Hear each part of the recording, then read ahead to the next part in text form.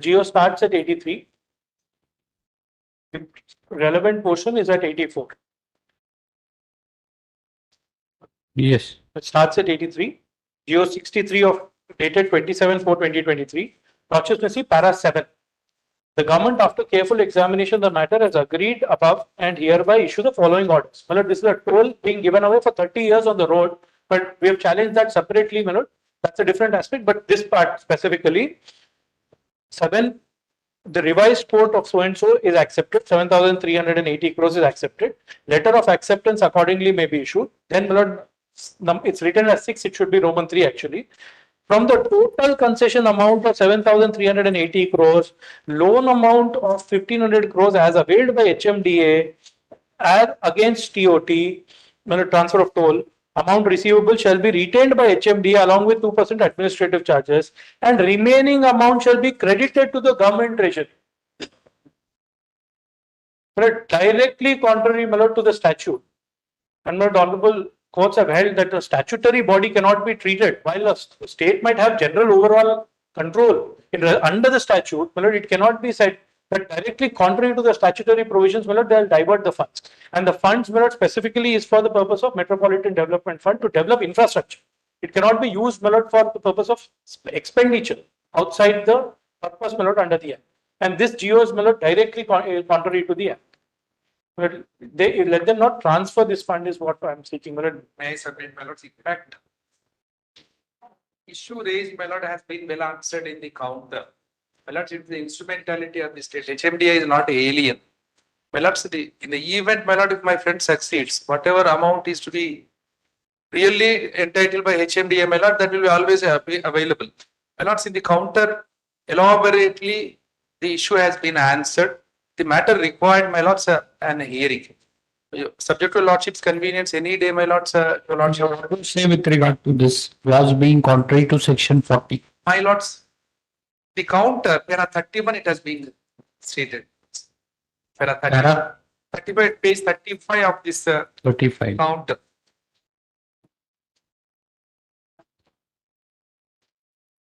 Further, it is also submitted, para 30. Yes. Para 31, my lord, at page 35 of this material index of the count. Further, it is also submitted that the government that because the concession fees to be collected by HMDA, the revenue generated from monetization of ORR shall as such vest in HMDA is an argument that is wholly unsustainable in law or even otherwise. Toll revenue vests in the state. HMDA, HCSL were acting as a nodal agency on behalf of the state, in whom the right to collect toll was vested by the state. The money received its government revenue. The portion belonging to HMDA is the 2% administrative charges that shall be retained by the HMDA as administrative charges in accordance with the directions of the government. It is submitted here that the reference to section 40 of the HMDA Act may be applicable and not to the entire sum received as concession fee. It is humbly submitted that while the petition is relying upon the provision of HMDA Act, it is conveniently disregarding other provisions which duly clarify the role played by the state government in the execution of the roles and responsibilities as delineated in the said Act. It is a settled principle of law that a party cannot be permitted to approbate and reprobate at the same time. My lord, the issue raised is require a hearing, my lords. I will satisfy your lordship, my lord, as to the justification will be subject to result of the petition. We will say so. Yes, my lord. Right. It will be subject to, in any case, they can't. Yes, and the only thing, I'll leave it to your lordship, my lord. I'll just state it. How much time will you take to argue this? But at only this point I will take. No. How? We're supposing we have to fix a date. No. We are asking you how much time will you take? Maximum of 45 minutes to 1 hour. Okay. Maximum.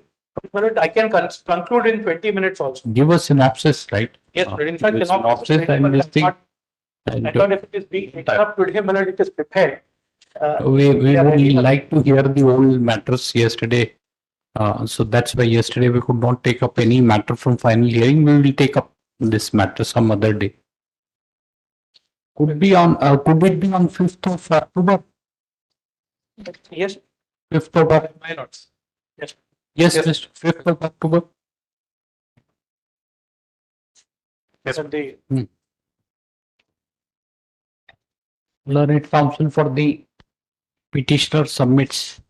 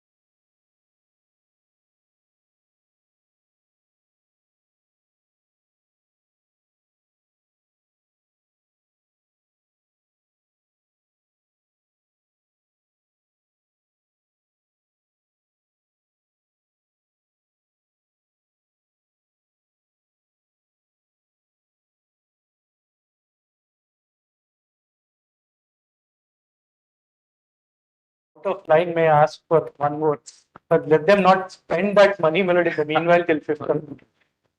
That's it. I'll leave it. Subject to Lordship and permission, I'm appearing for respondent number 4 and 5 in this matter.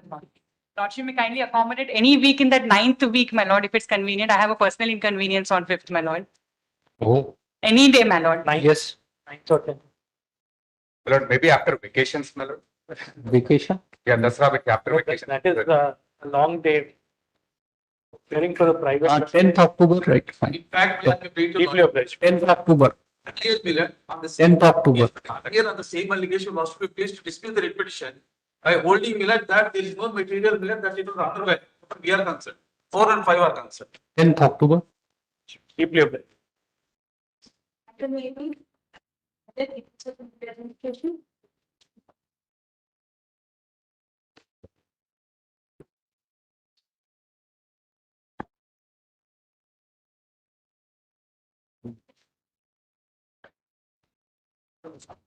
Huh? Ah. Everybody has filed counter. Everyone. Everybody has filed counter. Eighth respondent at 5. All right. Petition is admitted for hearing. Interim order granted on earlier occasion shall operate during the pendency of this petition. Much. But this has already been fixed, Mr. Prabhakar, in the month of January 24. Why it has come?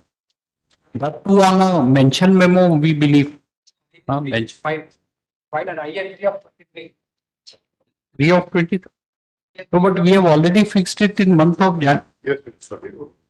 It's an IA 3 and 4. What happened is, for the inquiry, I was here and I appeared. What we found is, the entire proceedings are contrary to these rules. Your Lordship may kindly have a look at IA 3. What is IA 3? 53. In WS 656 of 17.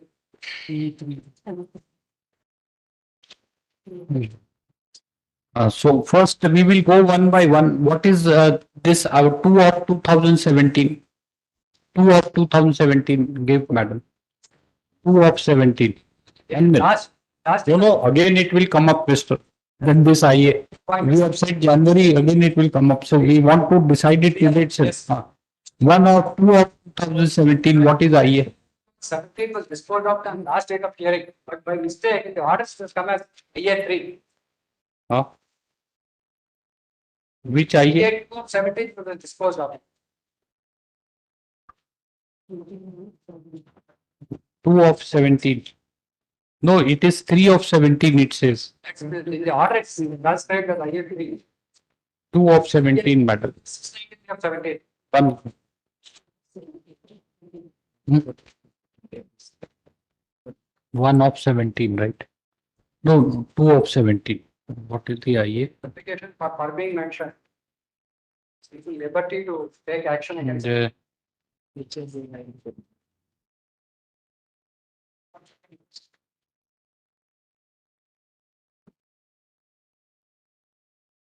direction of CBI inquiry. That is. 1 or 2 of 17. Those Have you filed? IAs are disposed of with the direction, will to conduct an inquiry and submit report to. No, when? It is listed again. WS 56 of 17 is disposed of. 656. 6 of 17. But that is the WS 693 of 17. No. First we are taking up 656. 656 of 17. Madam, this is it.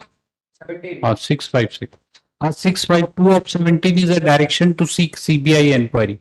The inquiry that was, in fact, we are asked for the stay of the operation of the order. This honorable court directed disciplinary inquiry as directed by this honorable court and a submit report by end of this month.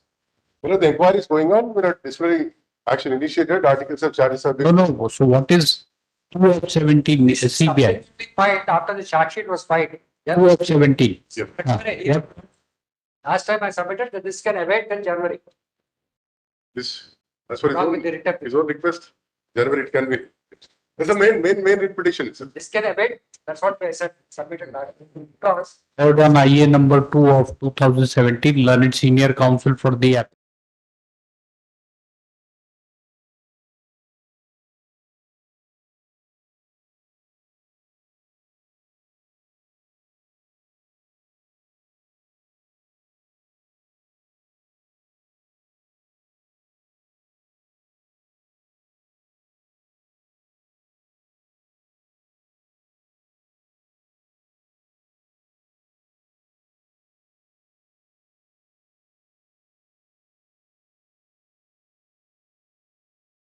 fifty-six of 70 Ah, so- can be disposed of together. 1 of 19, all right. 19 and Ah. number 3 of 23. 3 of 656 of 70. 2 of 19 is to receive document. That can be, 1 of 19. 2 of 19 is 1 of 19 you are saying can be considered. the other application. All right. 2 of 19 is to receive the document that can be ordered. Receive document. What do you say? 2 of 19. They are not part of the documents in the requisition Ah. unless I find a application. These are subsequent. IA number 2 of 2019 and application.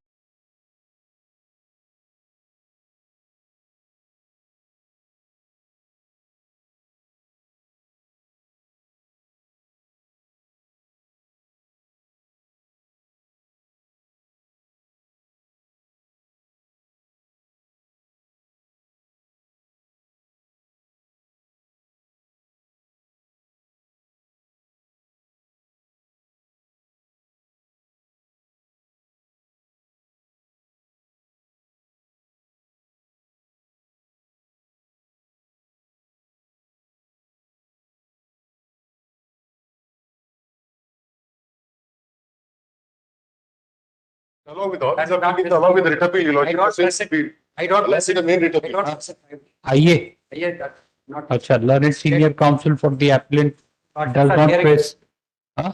Worships are hearing it, so I don't. No, no, not hearing. We are deciding your IAs, Mr. Saya, I am saying not press. DA for fixing date of. No, we are passing orders on your IA only, not finally hearing today. Understand? Learned senior counsel for the applicant, they still do you don't want to press this IA? Learned senior counsel for the applicant seeks leave of this court to withdraw IA 1 of 23. Accordingly, same is dismissed as withdrawn. Then 2 of 23. IA 1 of 23 is in.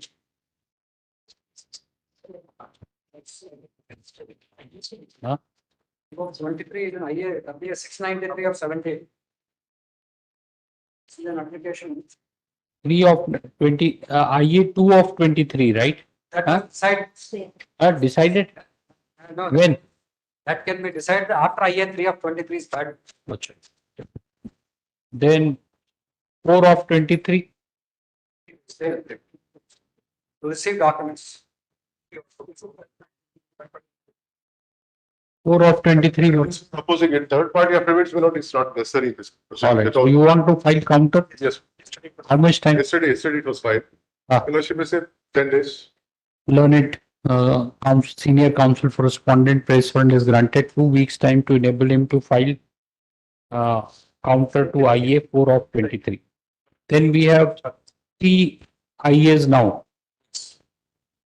So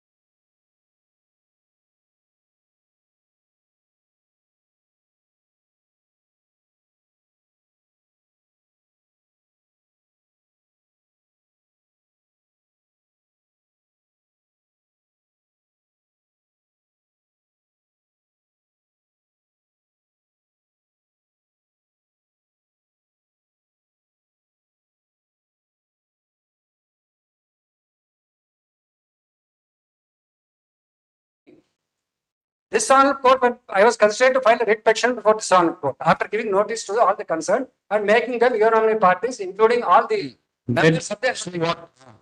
Yes, You are, you have been stated in possession, not no, yet. I am out of possession. And then They, what happened in the writ petition then? this honorable court found that the collector has committed the mischief and disciplinary proceedings should be initiated against him. And not only against him, but against all the officers who are part of the NOC committee. Because they are subordinate officers that they. You are conducting an inquiry. Now they. You say that it is not in accordance with rules and according to you, it is being done to exonerate him. One submission. Why I am saying that is, at that point of time, when there was a direction that he should be, disciplinary proceedings should be initiated against him, he was in the municipal administration department. The collector, the then collector. Thereafter, now today, he is the principal secretary to the revenue department, promoted to, he has got 2 promotions after this directions. Now in the normal course, it should have been placed under suspension. Secondly, who are the officers who are now deposing? The Tehsildar, the RDO of the revenue department. Come and make a deposition, and in the cross examination, all documents which are not part of the record are placed before him and they are marked through these revenue officers. This is the thing. Then when I went there, I said, please show me these documents. They say you are not entitled. You are only a witness. Whatever questions we put to you, you answer and then get out. I am the last witness. That is what I have said. Then the rules prescribe as to how the procedure, the inquiry has to be conducted. No, but they are saying that they will not pass an order and place the inquiry report before us. It's fine. If that's That's the what we said. My lords, in fact, my lords, I have no objection. this is, my lord, I can't have any objection. the inquiry, my lords, is commenced and my lord, the report will be placed before your. Initially, your grievance was, listed the inquiry was not being held. Yes, my lord. Once the inquiry is being held, now you say that it should be deferred. Your lordship will see. Mr. Prabhakar, when you first time you argued, your grievance was not doing anything. Not Now they are doing. everything they have done in a week's time. What they do is, your lordship, can we imagine the Tehsildar deposing against the principal secretary of the same department? Minutes failed. So wherefrom we are not supposed to get witnesses from Russia in the departmental inquiry. What can we do? Mister, if you had any independent witnesses, you should have given the list to them. But Tehsildar is being subordinate. This person is my man, he should be examined. You should have given. What can we do? My lords, in fact, my lords, the title dispute. We don't. Title dispute. I'll answer. I'll answer. There's a query from the court, let me answer. Not in on fitness. Not this man can't preside now in the revenue department. Not what is this? The object of this, if it is co-warranted, then different thing. You file Yes. that he can't continue, we will consider. This directed the report to be filed periodically. Now that is the report filed, therefore it's. Yeah, and Mr. Prabhakar, we appreciate your grievance, but like, I mean, what can at this stage we do? I mean, we see, you are saying that the subordinates are being, so wherefrom we should be the court bring witnesses against him? No, I'm not saying no. Not all I'm saying is, they can't now decide over the revenue department. He is the revenue department, the only department that he But can. file an application, you are making oral submission, there is no prayer. That We is will what deal I'm with it. Yes. What I'm saying. Which IA? So they are entitled to file reply. I'm just, because the Supreme Court directed me to give a speech. That's what I'm saying. Yeah. List on 3rd of October for consideration of these IAs, everything. Yes.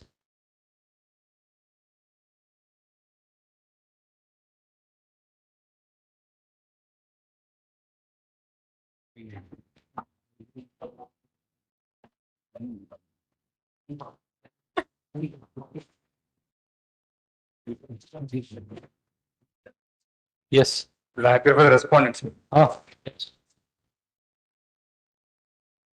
I have to explain whether the urgency pending from 1982, the disputes. Huh? 22 to 34. Ah, It appears- yes. Why this vacate stay petition, who has filed? I filed vacate petition, the urgency was pending from 19. No, this is, Mr., but this is stays 26/6/2018 directing parties to maintain status quo and creation of third party right. Well, I'm only saying that the urgency has been pending for quite some years. The Lordship may fix a date and hear the matter finally, whenever Lordship. All right. Write down. Third on the question of admission appeals. Up.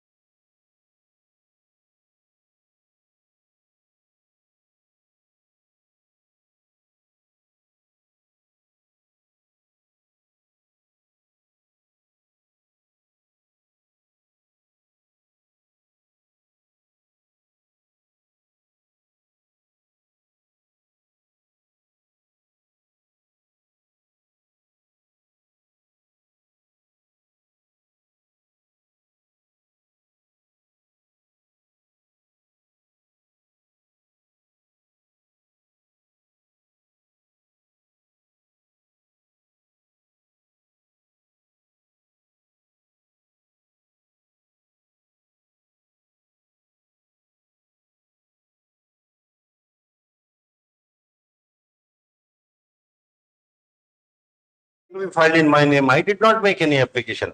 No, That's he has made a, he is, did you not hear? Please tell him I what did you not. tell the. Today it's up. No, you tell him what submission have been made. It's a date per se. Minutes, I was not knowing that an application is made today. Minutes, Tell him what order we have passed, Mr. This probably too much that we pass an order and tell them also. You tell him what order we have passed. I don't, I'm only seeking now. We have said, tell him, Mr. Venkatesh, please tell what is. You tell him what order. He has interrupted us. Minutes, my submission is one in this minutes. Earlier also they made an application for the series of appeals in this. Walkport earlier appointed a senior counsel. So minutes dates were fixed for him. That is the only difficulty we have. If the time is 6 minutes, they wanted to have a senior counsel from Delhi, then it was not listed at that point of time. So that difficulty, minutes were kindly also consider that we have some sufficient time for me also, Walkport also to make our arrangements. Mr. Venkatesh, be ready. He is trying to frighten us by saying that I will get a counsel from Delhi. He did not say International Court of Justice to frighten us. Don't this is, we are not concerned. We are concerned with the we are concerned with the council, not with location. He may come from Australia also. Doesn't matter. Doesn't matter. Why Delhi? Get him from Australia. Minutes, I'll withdraw that. Minutes, I'll withdraw from that. This is really, we don't accept this. I'm withdrawing this. Don't share the location. You are not what Mr. Venkatesh, you have failed in your duty to convince your friend. Please tell him what order has been passed and what stage. Kindly appreciate my aspect. You tell him. My difficulty. I have heard that. I don't need Venkatesh for that. Lordship, kindly consider one aspect if I can impress upon this honorable. Right. You argue Venkatesh step, Mr. He is opposing the prayer. Argue. Yes. No, I'm not on that. Yes. I'm not on that. You want an argument. Argue, Mr. Why do you want? Minutes, no, they are not agreeing to apology. With an apology, Millard, your Lordship, kindly permit me half a second. Then I'll leave to Lordship. Leave it. I'll do that. We were only given a very wrong impression. I withdraw all that. I'm not making anything. But don't frighten us that council is. We will show him his place. I'm not able to tell that. Yes, to say tell what the history, geography, we are not concerned. He did not, the matter did not reach. For this, you cannot blame me. I was not there in when the case did not reach. What they did, it relevant. With an apology, I'm withdrawing all that. Venkatesh, tell him. With an apology, I'm withdrawing all that. Let it be as it is. It may have taken up 17 minutes. And I once again will explain it to him that it is being taken up for finally. Again, I will apologize, my lord, if I've given a very wrong impression. I didn't mean anything. I only was surprised that my application, I was surprised that I did not make it. But I leave it that, my lord, your lord. You don't want it to be heard, right? You don't want this appeal to be heard. No. I'll be willing at any point of time, your lord. We have not vacated the stay. We have fixed the appeal for final hearing on 17th October. If you have any problem, challenge this order in everything, Lord, which I gave any wrong impression. I apologize for that. I'm withdrawing all those minutes which gave a wrong impression. Your lordship kindly not take it. because it As- should not reflect on the case, my lord. My wrongdoing may not affect. That is not fair, my lord. But I have seen this court, the court that will never reflect on the cases. In fact. I don't know. The attempt is to, we will recuse them. List before a bench in which one of us write the name is not a member. Yes. Fine. But I still want to apologize, my lord. I don't know what I made wrong, but. No, no, you are saying that it will reflect on the case. That means, My lord, in fact, it's per se contempt, Mr. Telling a judge that it will reflect on the case when the judge has not done anything. No, my lord, no. And telling that it will reflect on the case. Mr. has not. Was it fair on the? I apologize on behalf of the entire parliament because I have seen you a lot. I never not do that. Well, it's my bad. Maybe I have not made a right submission. I will recuse, my lord. You ought to hear the- We have no interest in bettering here. It will come before the, sorry. I'm saying Sorry, that sorry, it will come before another bench. absolutely my bad, my lord. No, no, nothing. Which I. No, that day, it will come before another bench. You see that? No, we don't want to hear the lawyers who do not have faith in this court. Why other cases to decide, we will decide it. I stand, my lord, on my own. I withdraw after what I said, and I've given a wrong impression. It's only my bad day. Bad omen on me, my lord. I don't know what happened.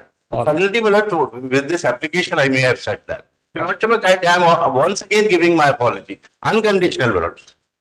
I did not mean, my lord, I have never done that in any court. And I would not plan to do any point of time. Not, I never said so in any event, I will not said so. My lord, may I request, my lord, your lordship may not say so, my lord, your lordship may hear this matter, my lord. It is back of the bar, my lord. Supposing, no, no. My friend, maybe on the. We don't know. My lord, it is otherwise. What happens is, no, I don't do all these things. Mr. Venkatesh, see, I am not interested in deciding. I know, this but case. it's- 1 minute. You, all of you have said, whatever. See, we are not supposing, we don't know what is the subject matter because it has come up on vacating stay. So we are, I have not, I don't even know what is the order passed by learned single judge, what has been, what are the grounds of challenge. Supposing if we hear the case and decide against him, supposing, I don't know. He will think that it has adversely reflected on the case. Why to have that impression? I'm standing up I to say. don't know. I'm standing up to We stay. don't know. Again, If it is allowed, he will be fine. He will think that, no, judge has not permitted to reflect on the case. Supposing if it is decided, he will feel that since I told the judge, even though he said no, but it is reflected against me in the judgment. Why to take this? There are other honorable judges who can hear. Fine. Your lordship, It goes kindly before permit me half a second, if your lordship permits. Now the case is over, Mister. You should be happy. We are not hearing. This bench will not hear. Yes. Half a second for myself, my lord. Yes, please. Because I have put 30 years. Yes. I have not done anything or not a single suspicion which judges mistook. Yes. Today, I don't know why, my bad day. I must have not done that. I have not such so. No, I'm no. saying that. See, Mister, I have also, like you, I have also put in 14 years of judgeship. Today, no counsel, Mr. Aditya Sundhi is there. Ask him, he is from, I have spent in his court for 4 years and 3 months. Nobody, no counsel has told me till today, 14 years of my judgeship that let it not reflect, even though I was much more harsh in Bangalore, he knows. I am very polite here. Despite that, if I get this comment, it is for, not for you. My satisfaction, I will refuse. Not because, see, Mister, I am not answerable to you. I am answerable to God. Right? To my conscience. I will not hear a case which will have a bearing in somebody's mind that it is reflected on. Your lordship, I kindly have appreciated one aspect, my lord. This is for me. English is very alien language. I must have used very wrong word. No, Go out with the guilt that I have said something which is not liked by the. no. I never meant that. No, Well, I am willing to file an affidavit to that. No, I no. never intended to that. I'll be here. I'm the Chief Justice of this court. You will have many other cases. Let us see whether your conduct reflects in other cases or not. Let's see that. It's never done, even in the future. You yourself will find an answer to that, whether I have reflected in other cases, but I am not hearing this case for my satisfaction. Not for your in this. I don't want with this guilt, my lord, of making a wrong comment on the chief justice. I will never in my wildest imagine. Then why did you say that let it not reflect on the case? I did not, You think that we are so small sitting here, but we are here to punish your client. No, I don't know. I don't know what is the subject matter, but still we are here to punish you. I'm saying it's a very wrong word, whereas I'm taking it back with an apology, only apology. Only because, No, sir, what happens if it is decided against you? well, nothing will happen if it is decided against me. Me or I've grown in this court to say that. Thank you. Now let's move forward. This guilt, my lord, It's not the only case on the list, sir. Others are waiting, please. But, You will appreciate.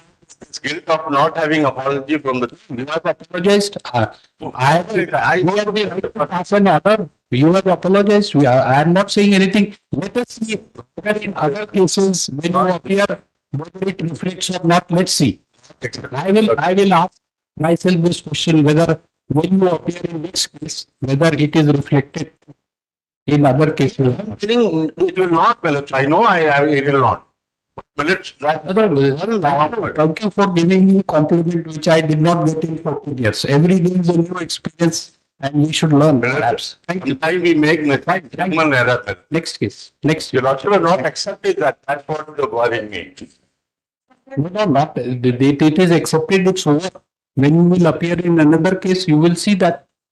I don't have to wait But for in that. this case, I will not hear. If it is decided against you, you will think that it has reflected. It's not. Nobody should have that sort of an apprehension. No person who comes to this is a temple of justice. Yes. Nobody should have that apprehension. You are having an apprehension that your behavior is reflecting on the, you reflect on the case, so you should not have that apprehension. But I did not say, I did not mean, I was not meaning that. So it was only the subject is, it was showing 19, I got by half of the hour. So then I was only trying to tell the court that We were only fixing a date. We asked you whether 17th October is fine. You should have said that it's not convenient. We would have fixed another date. We have not vacated the order granted him. He said that don't vacate the order and instead hear it finally. Despite that, he told you what is the order next.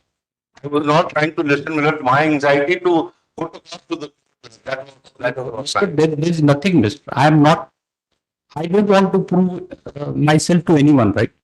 There's no question of I am not saying that you are saying an apology, we will not accept it. What? Will punish myself only by not accepting the apology. There's no question of accepting apology. It should be next case. Please, thank you. We will hear you in some other case. Yes. I'm going to do that. Yes. We will hear you in some other case. Thank you. I want to leave with an apology. Yes, to Lordship. Yes. Accepted, Mr. Apology accepted. Yes. Next. It is only to say that we need some time to adjust. That's what, nothing else than that. Your Lordship may kindly, I can only say that it's my endeavor to say that. So which date you want then, Mr. Venkatesh now? I am ready. His choice. 17th is inauspicious for him, so you tell a date of your choice. Sometime if I need, I only. No, you are not required to do all this for getting a longer date, right? No, I don't want now.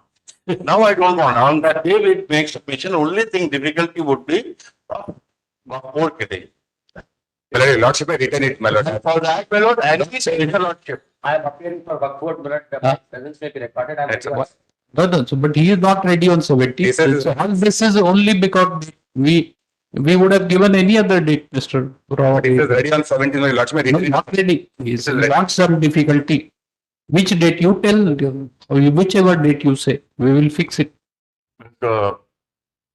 Personally, I am not in position today, my lord, so I was not ready with this. I'll have to consult board officers. That's what my. But I am not making any further submission. I'll leave to your lordship's kind. No, we are asking about 17th. No, any not. date, your We lordship. will adjourn it to any other date also according to your choice. No, but We were only asking you the date whether 17th suits.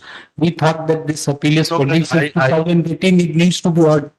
Only we were wrong. Why should we are not, nor are we interested in properties, nor we are going to get it, even if we decide it. I want now leave to your lordship's kind indulgence. Any day. Let it be 17th also, we will adjourn, Mr. 30th October. 30th October. Yes, Lordship permission. 35. Yes, I'm grateful. yes. Mission 35, I am representing my lord K. Ravi Mahendra. Yes. Point number 7. What happened? Have you filed counter? They filed the counter, my lord. I will reply also. The respondent Government also filed the counters. 37. 1 minute. It Yes. belongs to single bench matter and they have transferred to this bench without without notice on Transfer to me. which bench? In the last occasion, we got the notice of the Ram report about filing other two petitions. Your lordship asked whether you filed a vacant stay petition. I have not filed. Then your lordship told to file a vacant stay petition. We filed vacant stay petition. The matter listed today, my lord. The I'm not ready, Lordship, any adjournment may be given. I'm not ready, any adjournment may be given, Lordship, Any adjournment? may be given. Why? You want an adjournment? Yes, Lordship. my simple question is, my lord, they are claiming He's property. going for adjournment. This is a public interest litigation. There is an interim order. So therefore, it's a personal litigation, right? Public interest. Your lordship notice, my lord. Madam, Mr. What we feel is approach in a public interest litigation has altogether to be different. You should act as not an adversarial like his enemy, right? Not like that, my lord. So he is praying for adjournment on the ground that he is not ready. Still you want to oppose. No, not Or we will vacate the stay and then grant this thing. Your lordship next week, my lord. 3 weeks time may be granted, Lordship, and one another expedition is there, connected to this matter. Which petition? WP 34686 of 2022. No, we don't know. You file an application in case you want it to be listed. It's before this bench. No, Lordship, it is before single bench, subject to this matter only. Then get it. We can't you make an application to register. I will the- make application, Lordship. When I filed an application in this case, my lord, to make a demarcation of the school lands as well as the properties of the seventh respondent. Unit counsel for respondent number 7. prays for adjournment to enable him to prepare the case.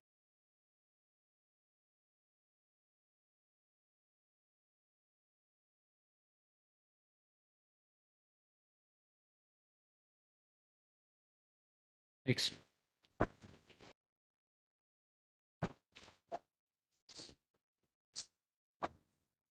Item number 38.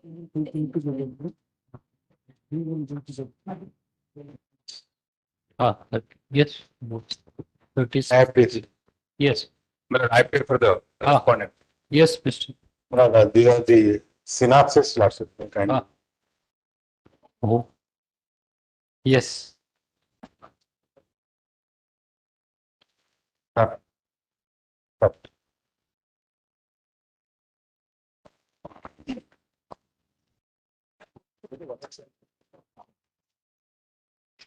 But the Ministry of Defense, not is the appellant before Canada. The detective not filed. The challenging judgments brought is number 10138 of 92, but dated 9/8/92. Now wherein the initial proceedings for acquiring the land of not the area of the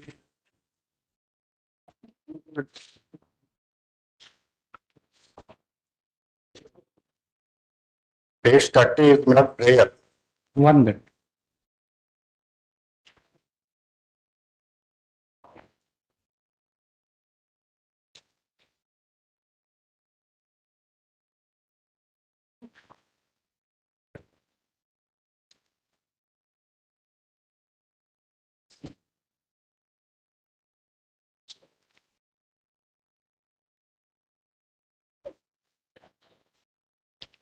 Page 60.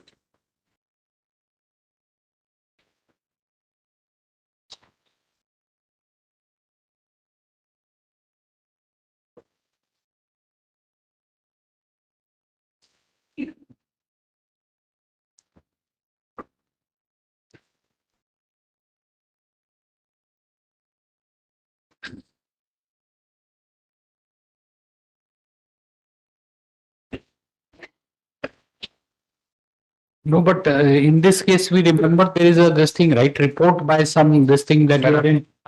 With all due respect, we are disputing not that report. Because our officers, they are present in the survey. There was a mark, more than 30 to 40 members are there. They are not permitted to participate in the survey. Where is that survey report, madam? And the survey numbers did not reflect, not tallying in the survey also. It's a malafide event, with all due respect.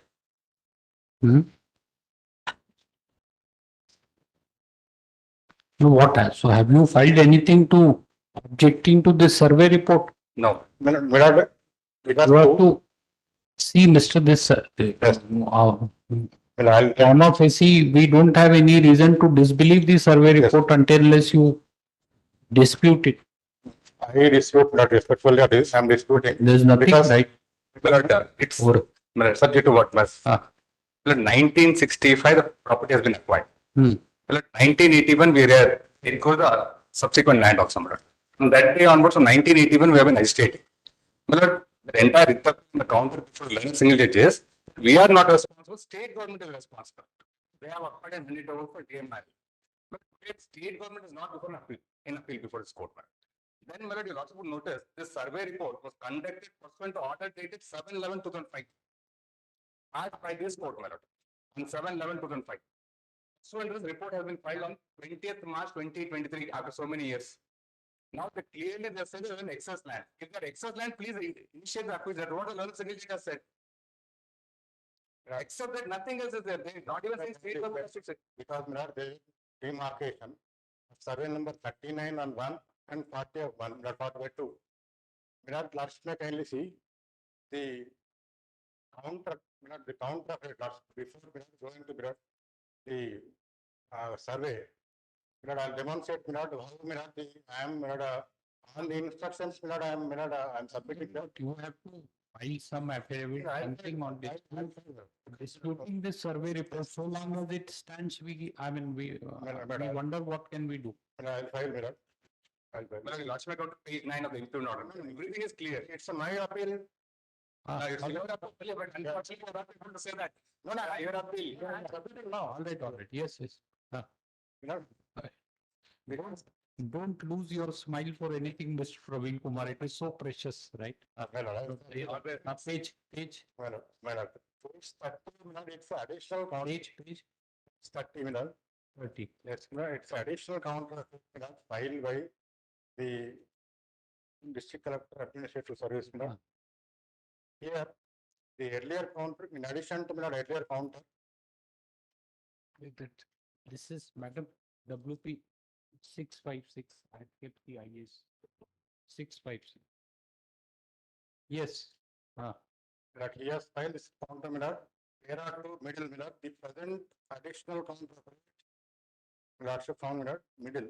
The present additional counter is being filed with a view to bring certain relevant and crucial aspects of the case to the notice of the Honorable Court to certain misstatements made by the provision previous LEO on the basis of mischievous report of a surveyor which has been discovered to be false subsequently, also to view to place subsequent development before the Honorable Court.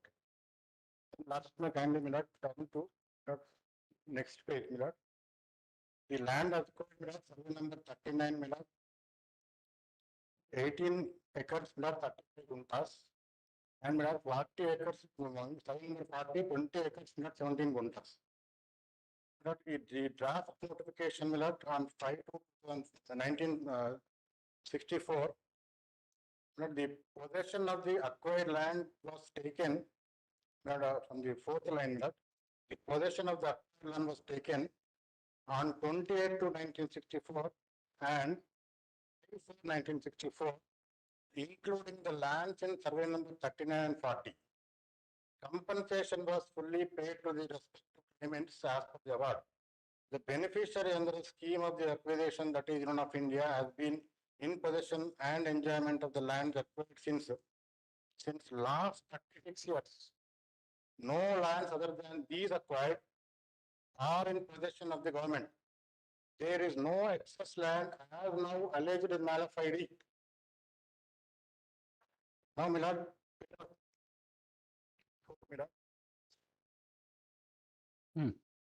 it may be here submitted that after acquiring the lands in question, there has been vast development in the area. The Union of India laid internal roads, constructing buildings for the office purposes and huge laboratories after providing safety zones, etc.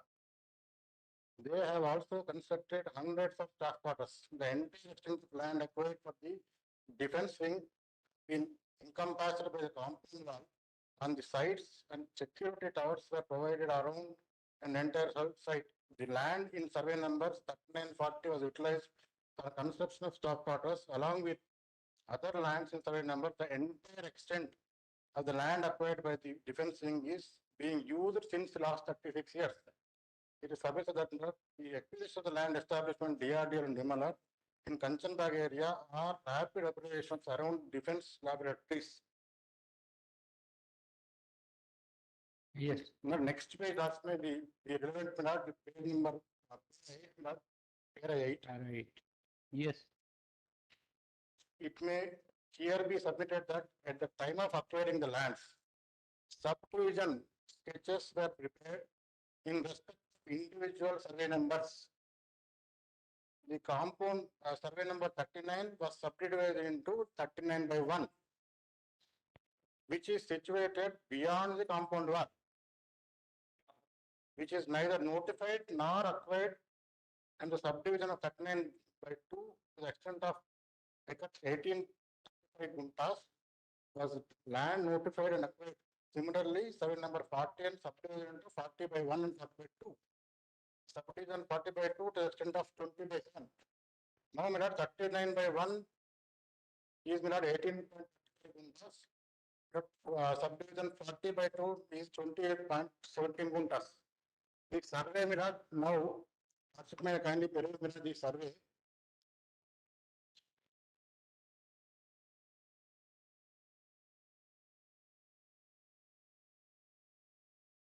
The map, my lord, the enclosed along with the survey.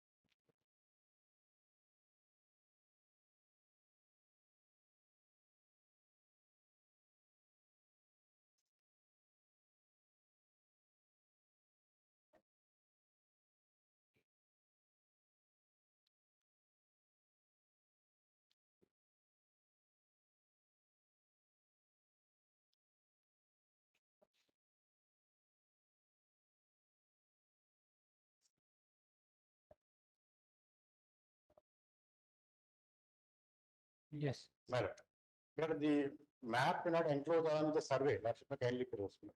The map may not along with the survey may not. Survey. The recent survey may not conducted in March. The map may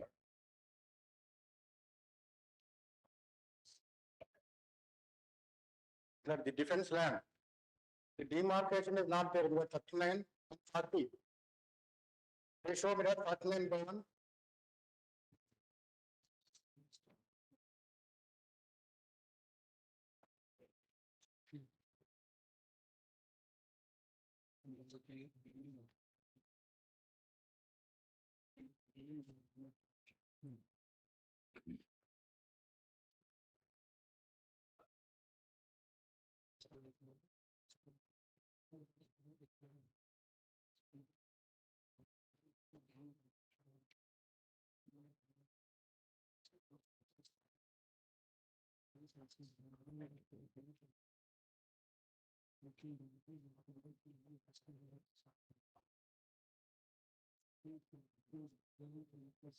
You file objections, Mr. Duja's report.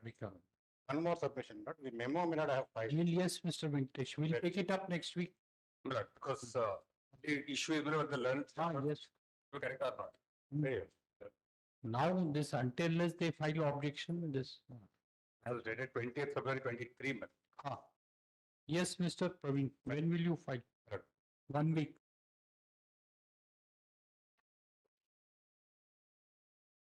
I'll ask my kind indulgence in that 2 weeks time because it has to I be. think this is an old matter, Mr. 2005. You should have, we have heard it.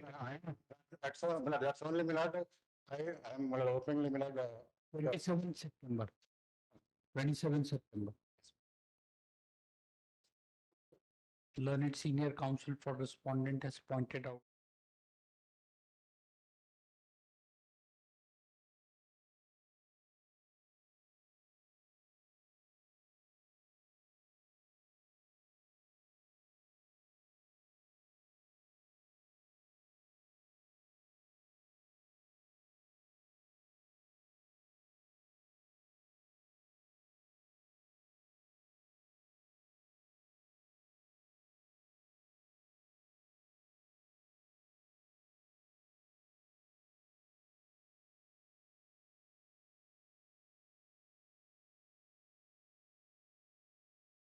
Needs to file their title deed. That's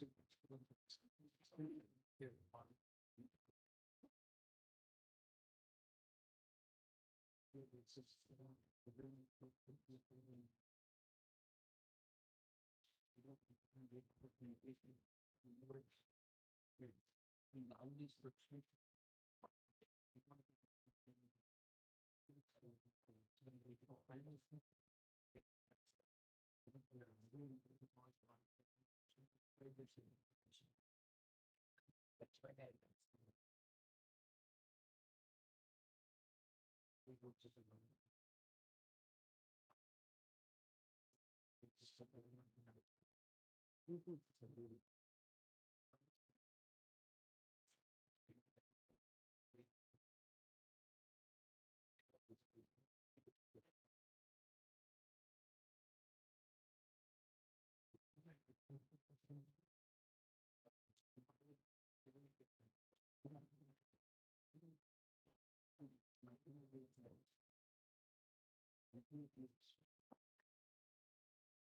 Yes. Yes, ma'am. 39. Yes. Petitions of the appellates. Petitions submitted, they had a layout. There was a small extent of about 459 square yards. 498 square yards was left as an open area. Now, under the rules as it stood at that point of time, the AP municipalities layout rules 1970. But I just picked some facts that may not be.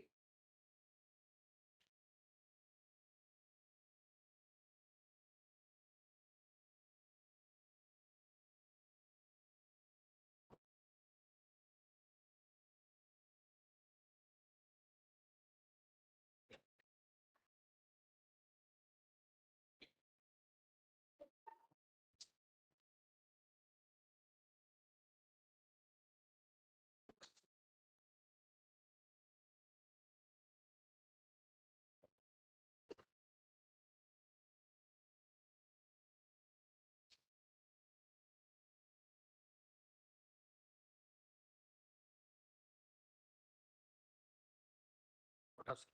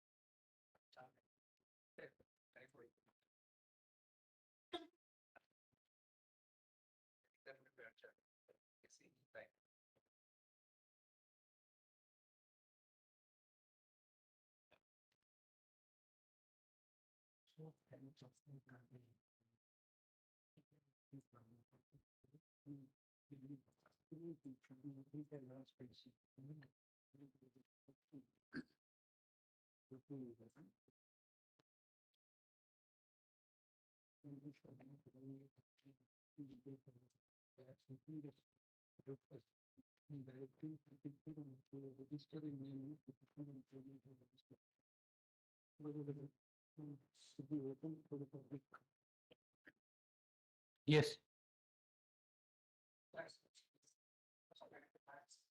Not as per rule 3, the AP municipalities rules. As Yes, it then stood, but I may have municipalities rules. AP municipalities, not correct. Yes, yes. 1970. Andhra Pradesh municipalities layout rules 1970.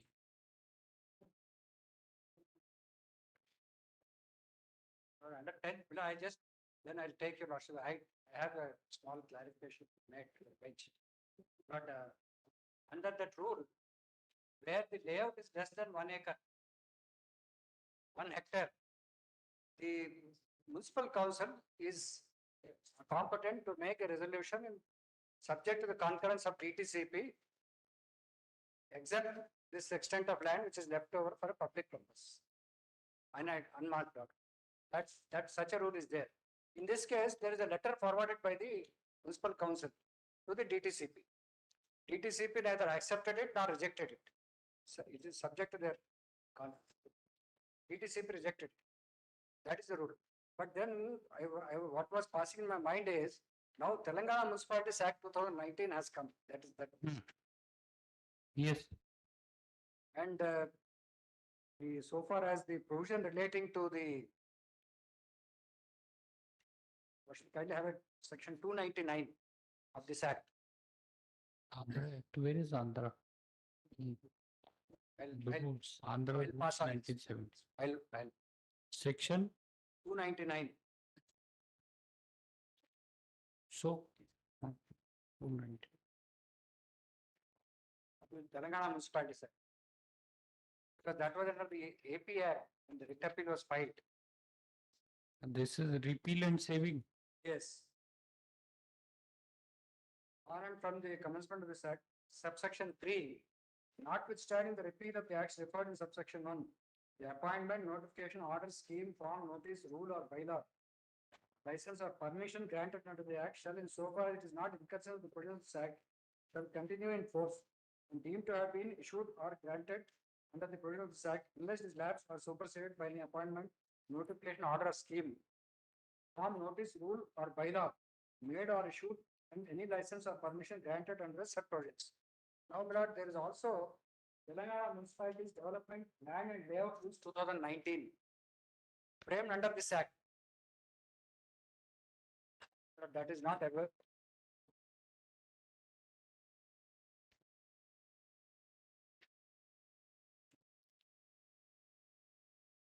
Regularization of layout. No, that is not available in the textbooks, my lord, because they've got. I just pointed out, but just So what, I mean, what the No. point we are trying to make? that rules, my lord, there is no such rule. Ah, I can't. It's my duty to. yes, thank you. Under the Telangana Municipality Development Land Layout Rules. Not what we were proposing was, in fact, asked our clients. No, but your application will be governed by AP rules only. I mean, how can the subsequent rules apply to your application, which was rejected? It will be governed by AP rules. So what is wrong with the order passed by Laurent Singhal that you tell us? In fact, we have Nothing. we have an alternate land. Which submit a representation that one consider. Same That you can extent, always do. the same extent, unless such a liberty is given, but they may not. Small extent of 500 square yards, same extent, that also belongs to us. That liberty can, well, they will only consider if it is permissible. So use this thing, then we will, this thing, without adjudicating this thing. You, at the outset, this inter-court appeal has been filed. This inter-court appeal under clause 15 of latest patent has been filed against an order dated 27th June 2008.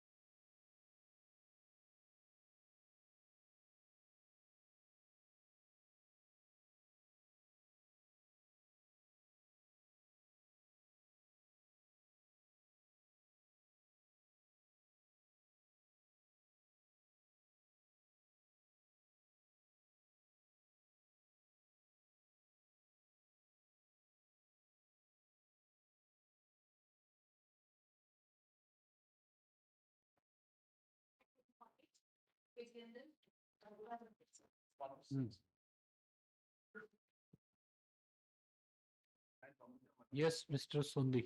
I beg to appear. Oh, yes. Yes, Mr. And Mr. Advocate General, what is this about? My lord, sir, this is the land is, my lord, subject to the Jagir law, my lord, sir. By virtue of the abolition of Jagir, the title of complete village of Sultan Palli, my lords, vested in the state. My lords, certain proceedings emanated, my lords. This is the third round of litigation, in fact, my lords. Now, whether the notice which was issued for my lords to conduct an inquiry as to whether the Board of Revenue passed its orders, my lords, regarding the entire subject property.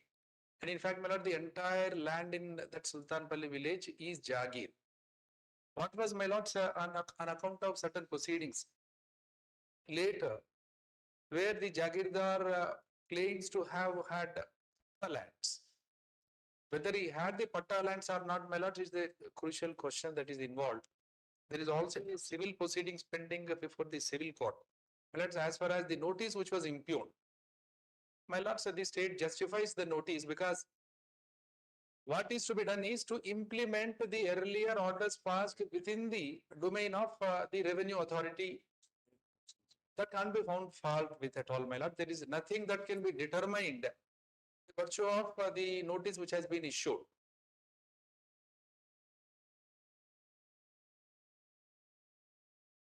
Merely because, my lord, it is issued at a belated stage. There is nothing, my lord. Title will not be decided by the administration. Give us some facts. What are Maybe lordships, my lords, a page synopsis for your lordship's convenience. Is already.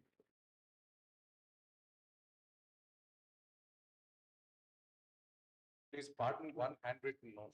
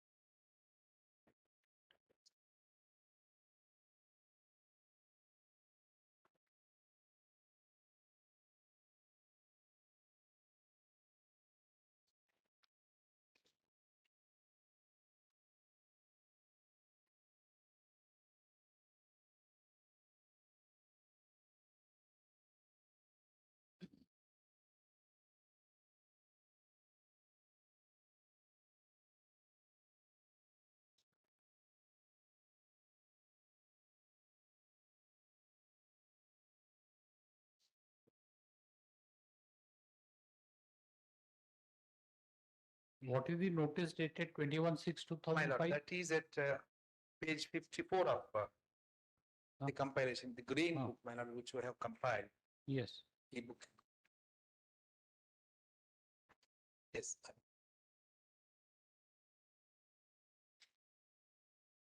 Wait.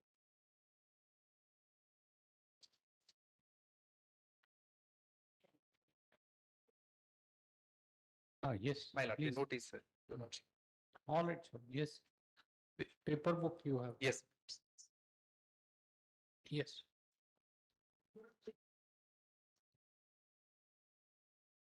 In order to, my lord, page 54. Give us some facts, Mr. What is this? My lord, facts or my lord, the entire land, the subject land is Jagir land. Whether, my lord, what they say, the writ petitioner says, my lord, it is not Jagir land and it is a Patta land of Jagirdar. My lord, sir, the subject Sultanpalli village, the entire village is Jagir. And the Jagirdar was paid commutation amount of rupees 60,000. My lords, what flows from this Jagir abolition regulation is vesting of title with the state and the entitlement of Jagirdar. That is commutation amount as prescribed under the rule, under the regulation itself. Nothing else, my lords. The right is only commutation amount that has been paid. And once that is paid to the very Jagirdar, my lords, the claim that there was a private Patta land, my lords, that is not accepting certain stray revenue entries. They have not placed any cogent evidence that it is the private land of the Jagirdar. So as to, my lords, to enable him to deal with the property as that of a rightful owner.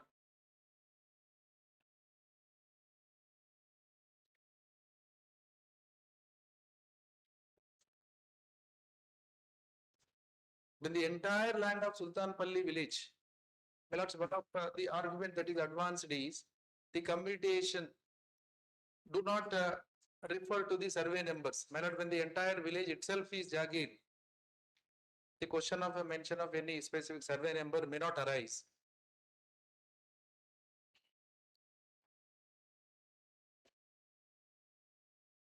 My lords, I'll just read the notice, my lord, what was sought to be done by the government, the joint collector Rangareddy district, page 54.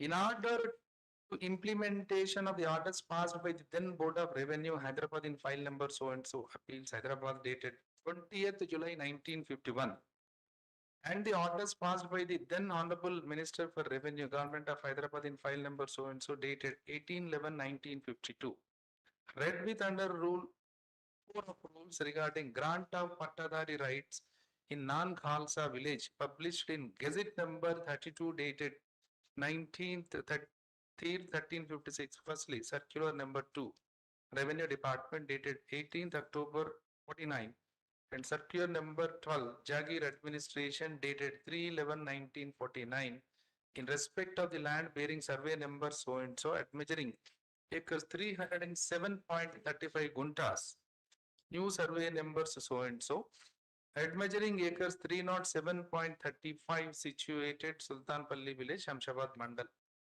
Therefore, the case is taken up for hearing under section 166B of the AP Telangana Area Land Revenue Act 1317 firstly and section 9 of the AP Rights in Land and Patradar Passbooks Act 1971 and posted for hearing on 1/7/2005 at 3 p.m.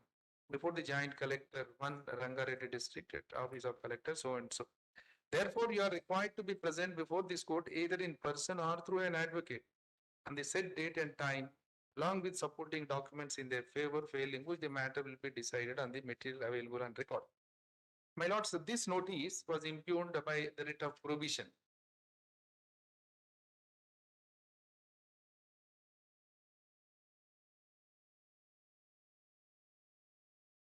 My lord, the earlier history, my lords, I will also take your lordship to the earlier history of this subject land. And the learned My lords, may I invite your lordship's kind attention to page 57 of this compilation. There were two reads, my lords. Page 57, 57. Order in WP 11064 of 2005. There are two orders, my lord. Please.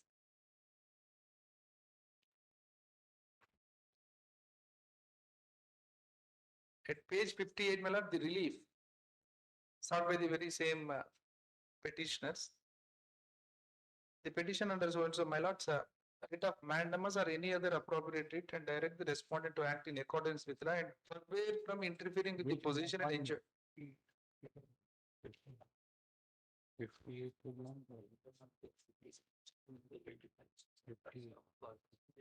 This running page top, my lords, 85, my lords. I'm sorry, my lords. Running page 85 on the top of it. This order is 10th of May. 10th May. my lords. So this is page 85. 85. Yeah. I'm sorry. This is for to forbid from interference, my lord. The order passed, that is the last para, my lords, will. Insofar as respondents 5 to 11 are concerned, no direction can be granted by this court against any alleged action of these respondents seeking to dispose the petitioners, as the petitioners have an appropriate remedy against such private respondents before the jurisdictional civil court. Insofar as respondents 1 to 4 are concerned, these respondents being the state or state actions are obligated to so conduct themselves to be in accordance with the mandates of the rule of law of the Republic. On the aforesaid analysis, the writ petition is disposed of directing the respondents 1 to 4 not to take any steps to dispose the petitioners. If the petitioners are in possession and enjoyment of the lands in survey number so and so Sultanpalli village, Shamshabad Mandal, Rangareddy district, except by following the due process of law, the petitioners are also at liberty to seek appropriate remedies for establishing their title and possession of the lands in question.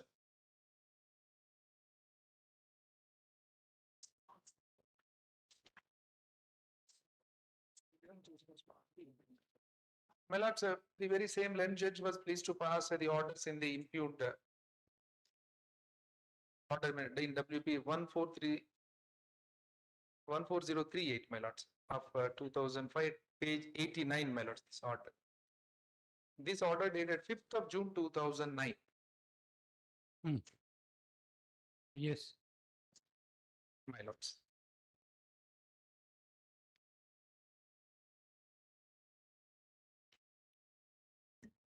My lords, page 96, the stand of the government, my lords.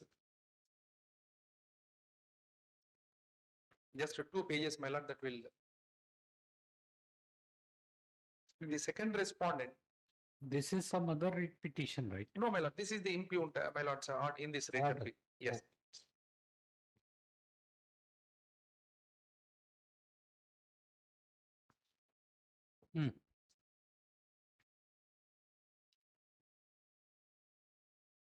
My lords.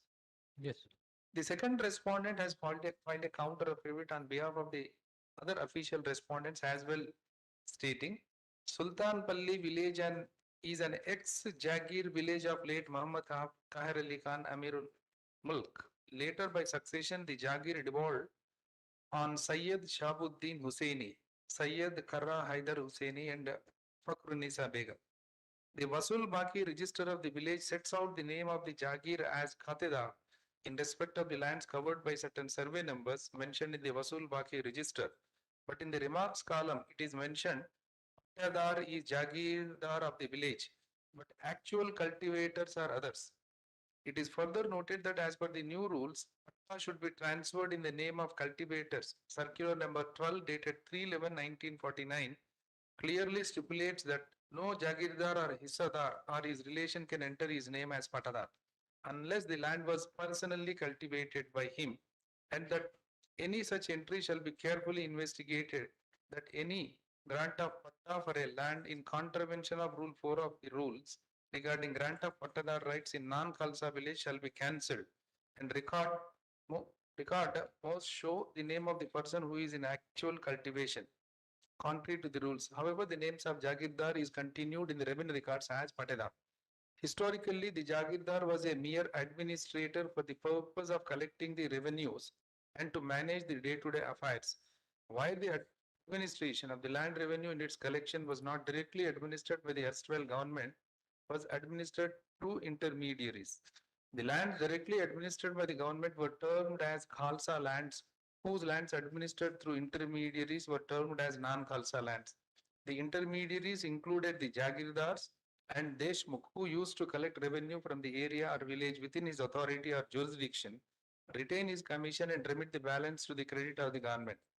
The lands within the authority of a Jagirdar are Jagir lands and comprise patta lands of cultivators and communal lands. If there is personal cultivation by the Jagirdar, he could be registered as Patedar. Thus, Jagir lands do not per se and in the event belong either to the Jagirdar or to the state. By a notification dated 49/1949, the military governor, the Jagirs in Telangana area were abolished and the administration of Jagirs were transferred to the government of Hyderabad with effect from 28 September 1949. A provisional commutation award was passed by the Jagir administrator in proceedings dated 7/8/1952, provisionally determining the commutation sum in respect of Sultanpalli village at rupees 60,000. On 21st January 1957, the final commutation award was passed and the payment was received by the beneficiaries by 31st March 1965. The payment of commutation to the Jagirdars was intended to compensate for the loss of income and the abolition of Jagirs. The Jagir land thus stood converted into Raitwari settlement under the direct administration of the government. On the abolition of Jagirs, all communal lands vested absolutely in the state. The lands involved in the present writ petition are Kancha lands, grazing, that is grazing grass, and are thus vested in the government. This is evident from the fact that the Tehsildar had auctioned the lands for grass during 1950-51. Aggrieved by the auction, the Jagirdar filed an appeal before the additional collector claiming that the Kancha lands were recorded as patta in his name. However, the entries in the Vasul Baki clearly indicate that the pattadar is the Jagirdar of the village, but the actual cultivators are others. Under the rules, the patta should be transferred in the name of the cultivators. On the basis of such remark, in the Vasul Baki register, necessary corrections in the final entries in the revenue record should have been made, deleting of the names of Jagirdar from the pattadar column. This was, however, not done. The additional collector, ignoring the remarks recorded in Vasul Baki register erroneously by an order dated 12th August 1950 and the appeal filed by the Jagirdar, set aside the auction and held that Kancha lands were recorded as patta lands of Jagirdar. Agreed by the order of the additional collector, the then lessee, one Mr. Prabhu Lingam, filed an appeal before the Board of Revenue. The board by the order dated 20th July 1951 observed that as the income of the entire Kancha lands were included in the 10 years income settlement for commuting a de novo inquiry should be held by the additional collector, and only lands under the personal cultivation of the Jagirdar should be allowed as patta in his name, and the patta of the other land should be cancelled as per the standing orders. Agreed, the Jagirdar preferred a revision before the government. The Honorable Minister for Revenue, by the order dated 18th November 1952, upheld the board's finding and dismissed the revision. Even the Jagirdar admitted this factual and legal position in his deposition before the Additional Revenue Divisional Officer, Land Reforms Tribunal, Hyderabad West, in CC number so and so, under the provisions of the Agricultural Land Sealing Act. The Jagirdar, however, clandestinely sold the property. I'm sorry, my lord, there's a disconnect of this paper. My lord, sir.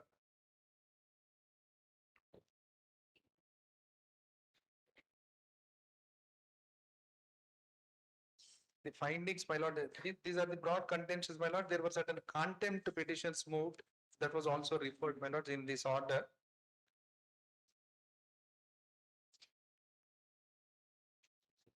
I'll just take your lordship to the findings rendered by the land single judge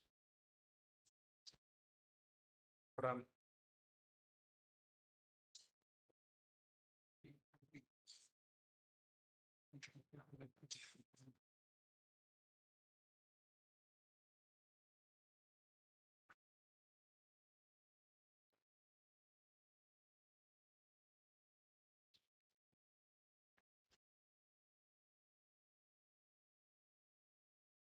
well, say the earlier writ petitions were also referred from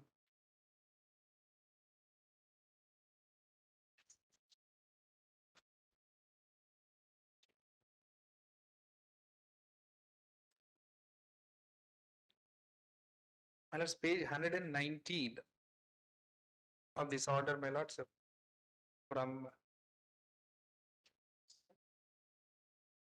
the para, my lords, second para from the bottom, second para, my lords, internal page 37.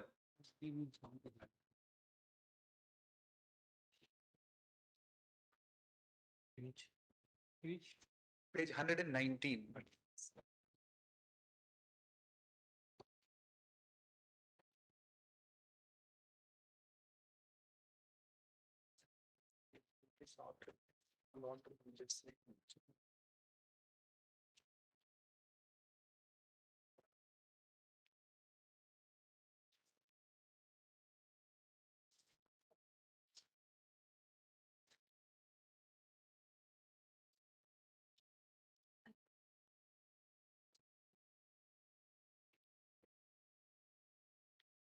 Internal page 37, my lord. From the bottom, in the light of the fact that there exist and operate several knotty, complex, interrelated and interactive factual and legal positions, which have to be analyzed as a prelude to determination of the nature and character of the land, in several survey numbers in Sultanpalli village, including whether these lands are comprised within the Jagir or are the personal property of the Jagirdar. B. Whether the commutation award passed by the Jagir administrator on 7th August 1952 covered the lands in these survey numbers of the village as well. C. The fact that the order of the Board of Revenue dated 20th July 1951 does not pertain to and indicate any specific land by reference to any specific survey number. D. As also the potential defense by the petitioners as to having perfected their title to the lands by adverse possession, including through their predecessor in interest. The protected tenants are the Jagirdars, as the case may be. Such complex factual and legal positions cannot be determined in exercise of the was under section 166B, and determination of rival and competing claims to title is patently beyond the province of provisions of the Land Revenue Act. This was not, my lords, contemplated by the joint collector to adjudicate. What is the power of revision under 166B is to correct the revenue entries, nothing else. The notice, my lords, are issued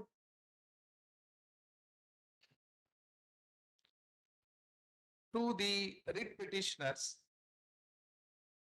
Predominantly, my lords, the notice traces its authority and power to the board's decision and the decision in the appeal, wherein, my lords, from those two decisions, it will go to show and exhibit prima facie that the land, entire land at Sultanpalli village is Jagir land.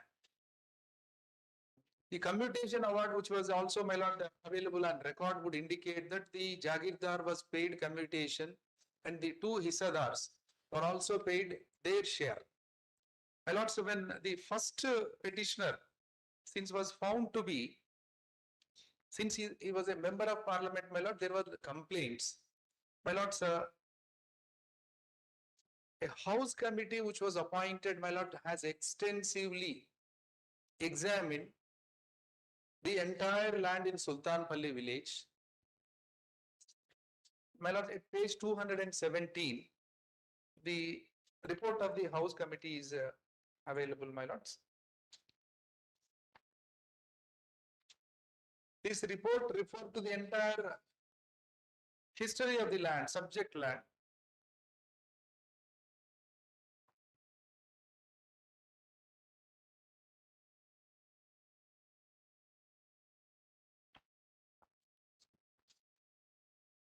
At 34, my lords, of this page, findings of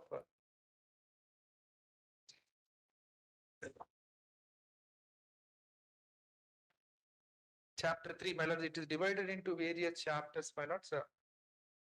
The findings of the committee is in chapter 3 at page 34 of this report. At page 256 of this compilation, my lords. 256.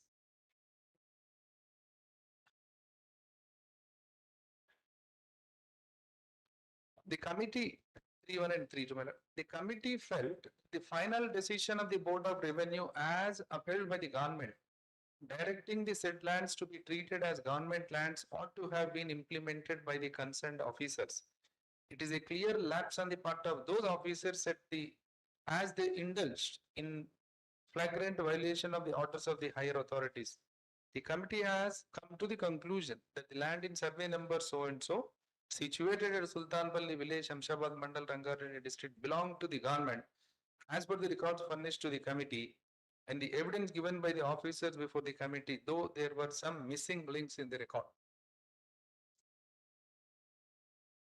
My lords, at page 258, the internal page 42,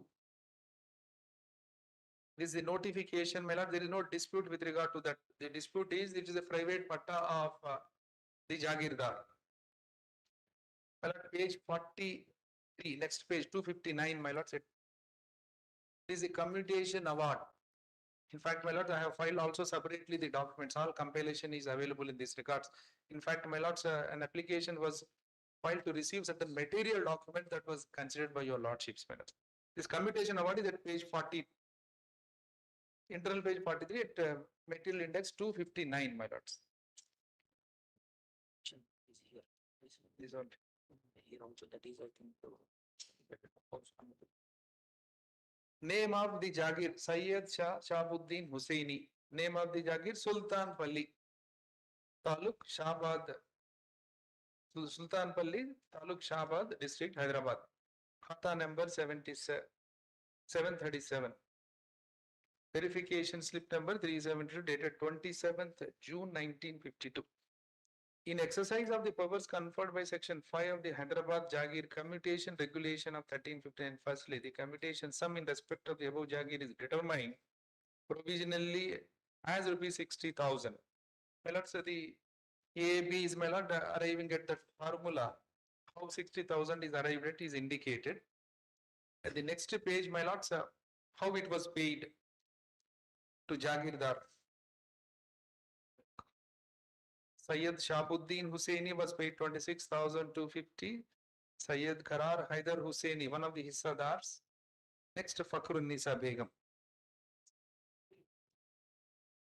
My lord, the next page at page 45, internal page 45, page 261, this material index, is a final award as regards to the commutation.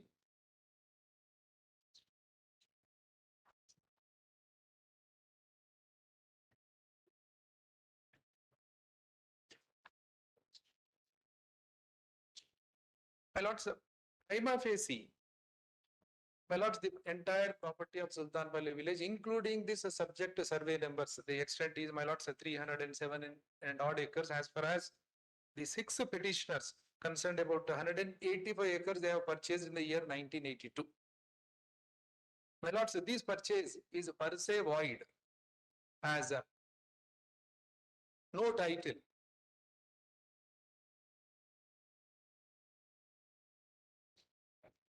How much they have purchased? 185 acres, my lord. This is narrated in this House Committee report at page 85 acres in 1980. 185, my lords, total 185. If I am not mistaken, my lord, this is reported in this at page 238, my lords. At page 238 of this compilation. Mr. V. Tulsiram, the member of parliament, 83.04. His wife, my lord, 35 acre 28. The details are mentioned, my lord, total 185.18 acres.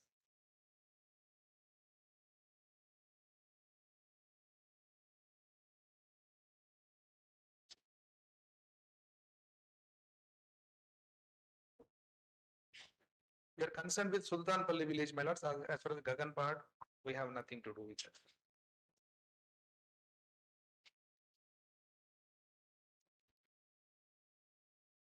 My lords, the very learned single judge in WP number 1106 of 2005 has, my lord, this court observed to redress before the competent civil forum for establishing title as well as possession.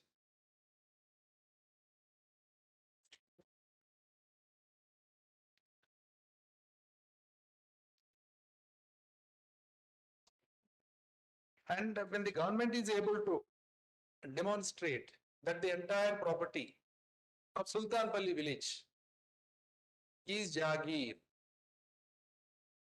my lords, the natural corollary is that the title is with the government of the entire survey numbers. And the so-called private patta, unless, my lord, it is established by the person claiming through the so-called pattada, my lords, they can't simply invoke the jurisdiction of this honorable court under 226, challenging the notice, questioning the authority. What is to be, my lords, the authority will confine to the jurisdiction as conferred by law, that is under 166, be revisional power. My lords, as your lordship is fully aware as to how the properties of the governments are dealt with by the officers, and the mere delays in enforcement of the right for the public causes, they can't be said to be, my lords, at a belated stage, and the law relied upon by the other side, my lords, it in fact carves out in what circumstances the delays can be attributed towards the government in the matter of, my lords, these immovable properties of the state. Honorable Justice, my lords, 2010-5 SCC.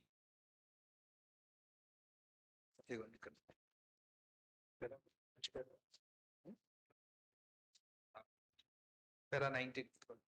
Is this one? Page. My lords, 203.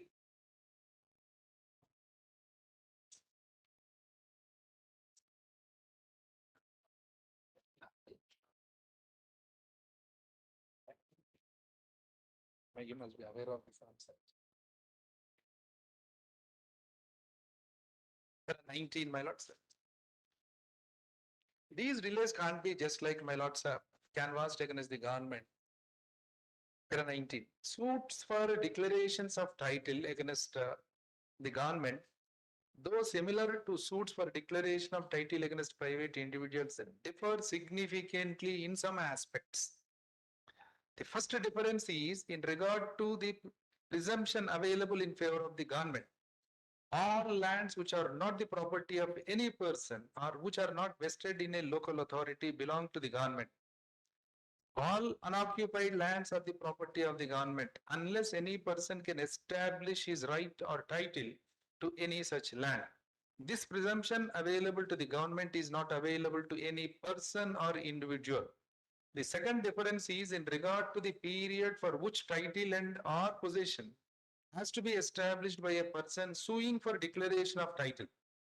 Establishing title, possession for a period exceeding 12 years may be adequate to establish title in a declaratory suit against any individual. On the other hand, title possession for a period exceeding 30 years will have to be established to succeed in a declaratory suit for title against the government. This follows from Article 112 of the Limitation Act 1963, which prescribes a longer period of 30 years as limitation in regard to suits by the government, as against the period of 12 years pursued by private individuals. The reason is obvious. Government properties are spread over the entire state, and it is not always possible for the government to protect or safeguard its properties from encroachments.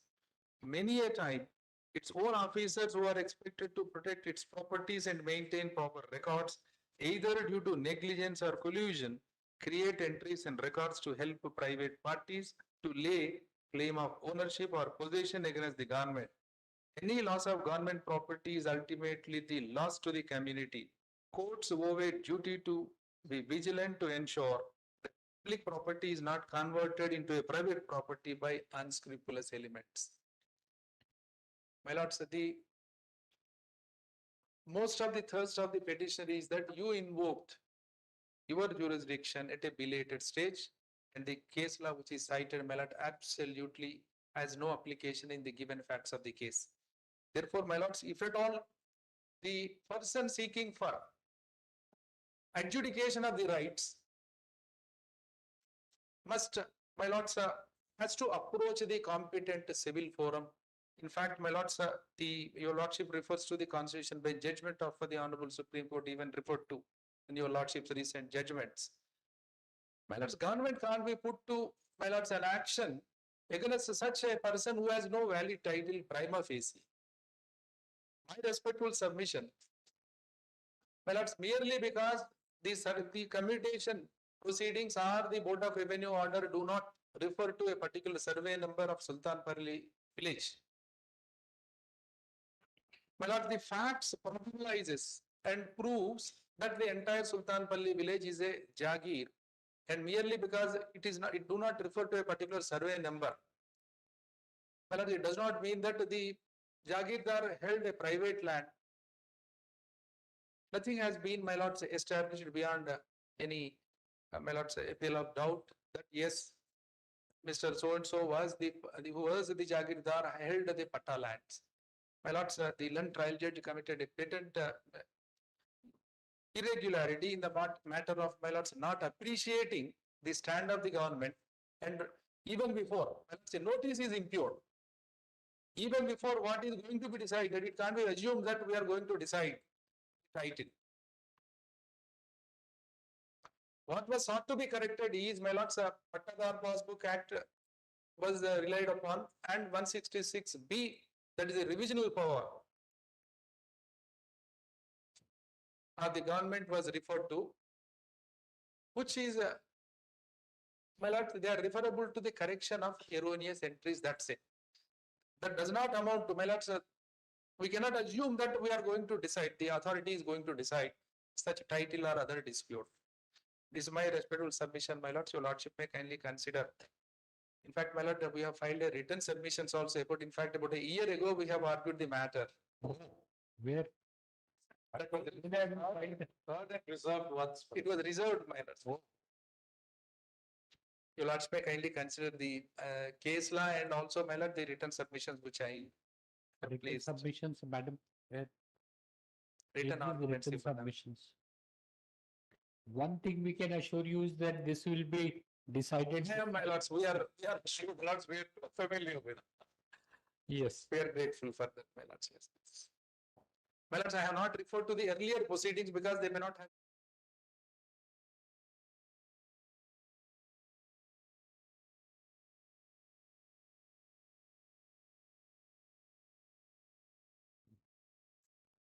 While They also filed. I would have mentioned.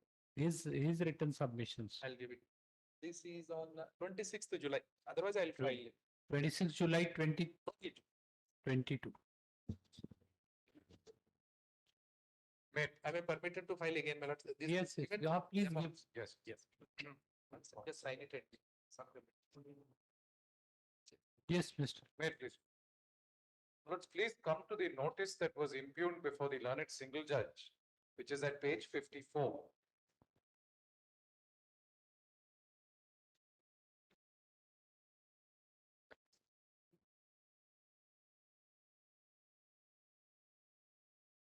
This was a writ of prohibition, my lords, and therefore it is for me to show that this notice ex facie, my lords, is without jurisdiction, which I will, my lords, seek to do on 3 grounds.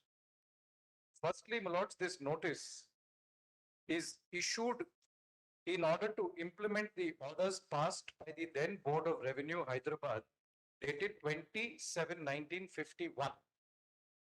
Now, my lords, implementation of the orders of the Board of Revenue does not arise within the context of Section 166B of the AP Land Revenue Act.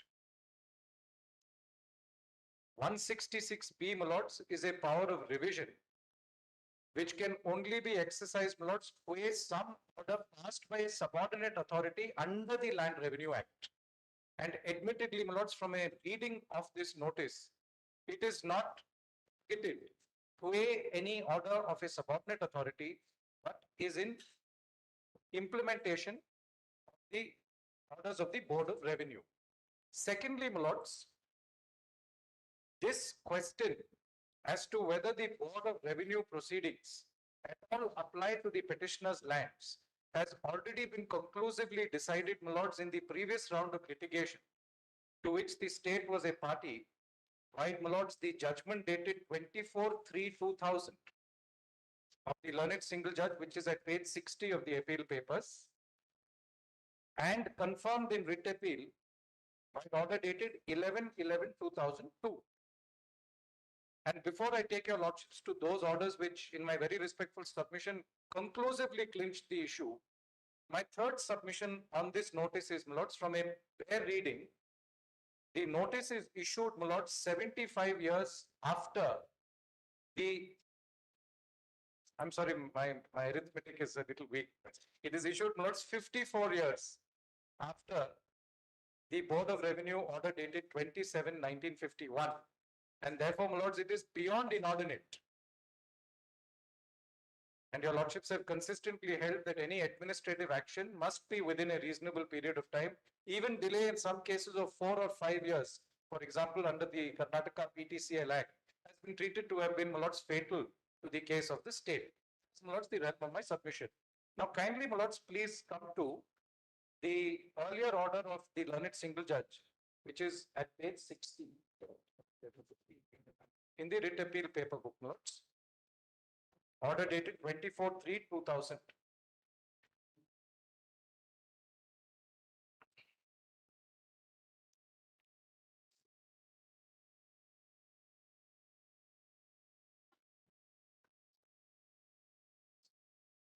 Yes. Notes, what was impugned in that writ was a memo of 1993 issued by the state seeking to treat these very lands as Jagir lands, which is my esteemed friend's case, my lords, before your lordships today. Please see, my lords, how that memo was quashed by this order. Kindly come to page 65, my lords.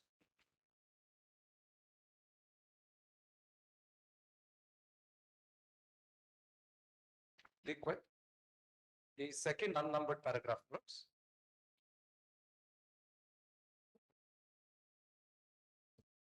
The question that arises for consideration is whether the memo issued by the government is competent and within its jurisdiction. That the petitioners had purchased certain extent of lands from the Jagirdars and also from other persons who were conferred with ownership rights under Section 38E of the AP Tenancy and Agricultural Lands Act. The entire episode arose out of an observation made by this court in WP so-and-so of 1986. In the said writ petition, the petitioner sought for directions to the government to implement the directions of the Board of Revenue dated 27/1951. It appears that one Prabhulingam filed an appeal before the Board of Revenue against the Jagirdar Syed Shahabuddin Hussain regarding the auction of the gross of Sultanpalli village. Mr. Prabhulingam was unsuccessful before the Tehsildar and additional collector. In what connection the Board of Revenue, it should be in that connection, observed that the Kancha was not the private property of the Jagirdar, but it is that of the Jagir, and the auction proceedings of this Kancha was being credited to the Jagir. What was decided in the appeal was that the land which was concerned in that appeal was not under cultivation, but the gross was being auctioned. It is worthwhile to mention, kindly mark this, lords, that there was no reference to any survey numbers. The Board of Revenue further observed that only those lands which are under actual cultivation of the Jagirdars should be allowed to continue with as patta, and the patta of other land should be cancelled. There is no detail as to what are the lands on which the Jagirdars were holding patta and what are the lands which are forming part of the Jagir. There was no reference whatsoever about that. But however, it appears that some persons filed WP so-and-so seeking a mandamus directing the government to give effect to the order of the Board of Revenue dated 2751 and for consequential directions. The said writ petition was disposed of by an order dated 17/3/89 with observations which are extracted below. These observations, my lords, refer to the House Committee report that my esteemed friend had referred. But thereafter, my lords, please see, from this judgment, it is to be noted that the committee constituted by the Legislative Assembly, Lordships, it is to be noted that the committee constituted by the Legislative Assembly felt that the government ought to have implemented the directions of the Board of Revenue and that land in survey number so and so belonged to the government. Aggrieved by the proceedings the House Committee, the petitioners filed WP so and so. Since the Assembly itself was dissolved, the writ petition was withdrawn with a liberty to agitate the same if warranted. However, the government issued a memo dated 21/6/93, which was impugned in this writ, my lords, tracing out the aforesaid history and directing the collector to adjudicate on the following issues: whether the Jagirdar is entitled to Rayatwari Patta with reference to the land as per the provisions of the Jagir Abolition Regulation, whether the Rayata have acquired occupancy right in respect of the said lands. It is conceded that the regulations came into force from 15/8/49 under the AP Abolition of Jagirs Regulation. All the Jagirs stood vested in the Jagir administrator by virtue of Section 5 of the regulations from the appointed date. The Jagirdar shall make over the management of the Jagir to the Jagir administrator. The Jagir administrator was appointed under Section 3 of the Act, and the Jagir so vested shall be under the control of the administrator, and it shall be included in the Diwani until it is included in the districts constituted under the AP Land Revenue Act. It shall be administered by the Jagirdar. Under Jagir administrator, under Section 18, the personal rights of the Jagirdar are excluded. Section 18 reads as follows: personal property and liability is not affected. Nothing in this regulation shall affect the personal property of the Jagirdar or Hissedar or any property other than the Jagir held by a Jagirdar on behalf of the Hissedars or any liability of a Jagirdar or Hissedar in respect of any loan taken from the government. Now kindly mark this. Under Regulation 20 of the regulations, any party aggrieved by the Jagir administrator under the regulation may appeal to the government or such other authority. Under Section 21, no civil or criminal proceedings shall be initiated against the Jagir administrator except with the consent of the government. This part is crucial, my lords. Under subsection 2, that is of 21, claims relating to Jagir or any share of income thereof, whether arising under Section 145 CRPC and civil suits still pending between the parties, it is established that they are the private properties of the Jagirdars. Even in the report submitted by the Revenue Divisional Officer, dated so and so, as per the records after incorporation of Jagirdar, it was found that Syed Shahabuddin Hussein's name was appearing as the Pattedar in respect of survey number so and so. In 1982, Jagirdars and the protected tenant holders who became owners sold certain lands to the petitioners under certain registered sale deeds, and the necessary mutation was also effected, and the same was implemented in Jama Bandi 1982-83. Therefore, from the sequence of events, it appears that the entire proceedings were emanated on the basis of the observations made by this court in WP so and so, wherein some petitioners sought for implementation of the orders of the Board of Revenue dated 27/1951.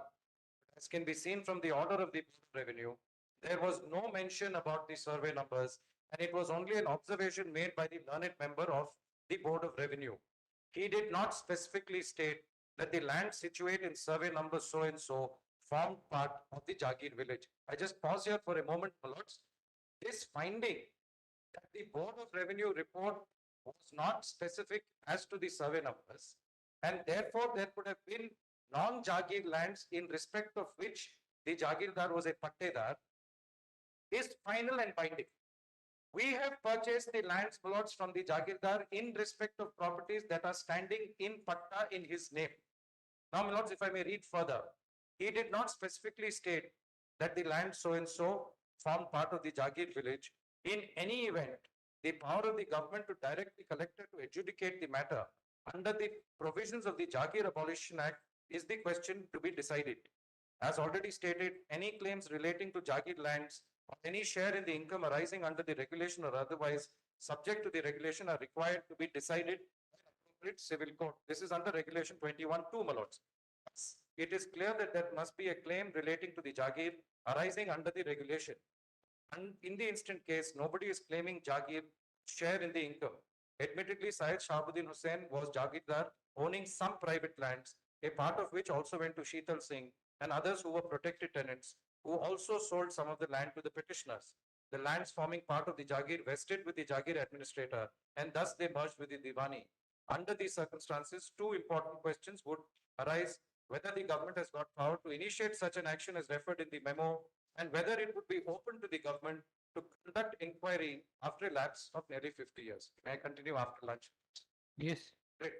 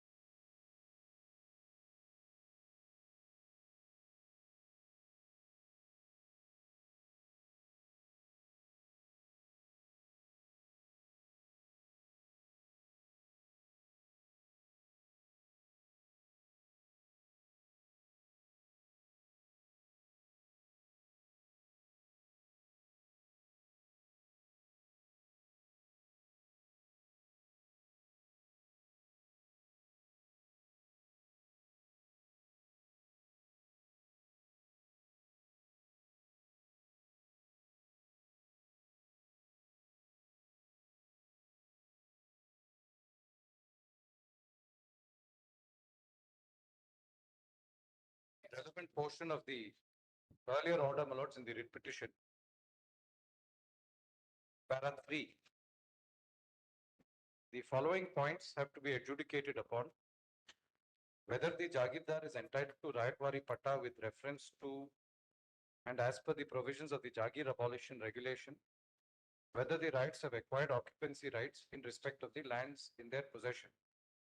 The collector, Rangareddy district, is therefore requested, this is, my lords, the extract from the memo of 93 that was impugned. The collector, Rangareddy district, is therefore requested to make a due inquiry in the matter and decide the above point after giving notice to all parties concerned, keeping in view the fact that the relevant date to be considered in this inquiry is the date of coming into force of the AP Abolition of Jagir Regulation Act 1358 firstly. Kindly mark this, my lords. The government is proceeding as if the lands in question were Jagir lands and vested in the government, which is ex facie misconceived. Further, there is no provision for adjudicating the respective rights under the regulation. In such an event, it has to be adjudicated only in a civil court as contained in section 21 of the regulation. It is further to be noted that under the provisions of the regulation, there is no such provisions as to conduct omnibus inquiry, and that too by the collector. To exercise certain functions under the statute, the authority should be vested with such a power. If no such power is traceable, it would be an exercise in futility, and such an action of the authorities will be declared ultra vires, the powers being without jurisdiction. Accordingly, there is no power in the regulation authorizing the government to direct the collector to adjudicate the matter as to whether Jagirdars were entitled for Rayatwari Patta. In the absence of such power, it would not be appropriate for the government to initiate proceedings under the regulation.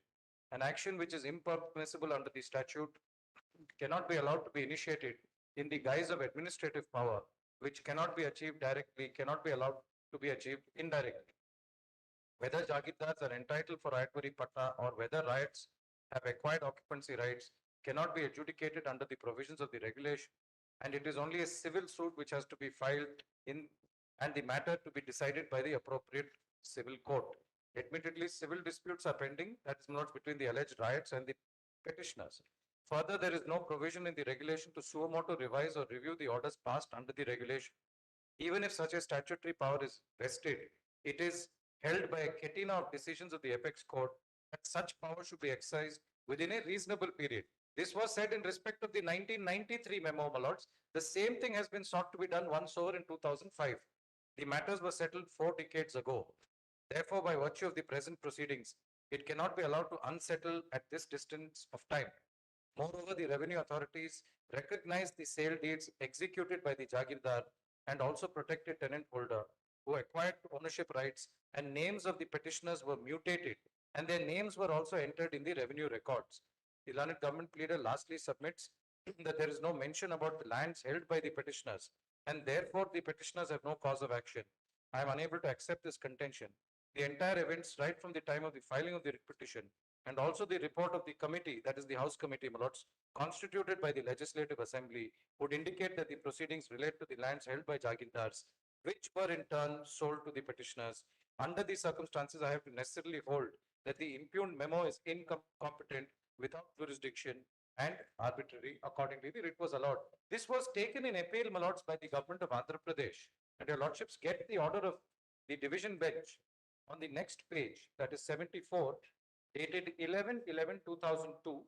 Please come to page 86, my lords.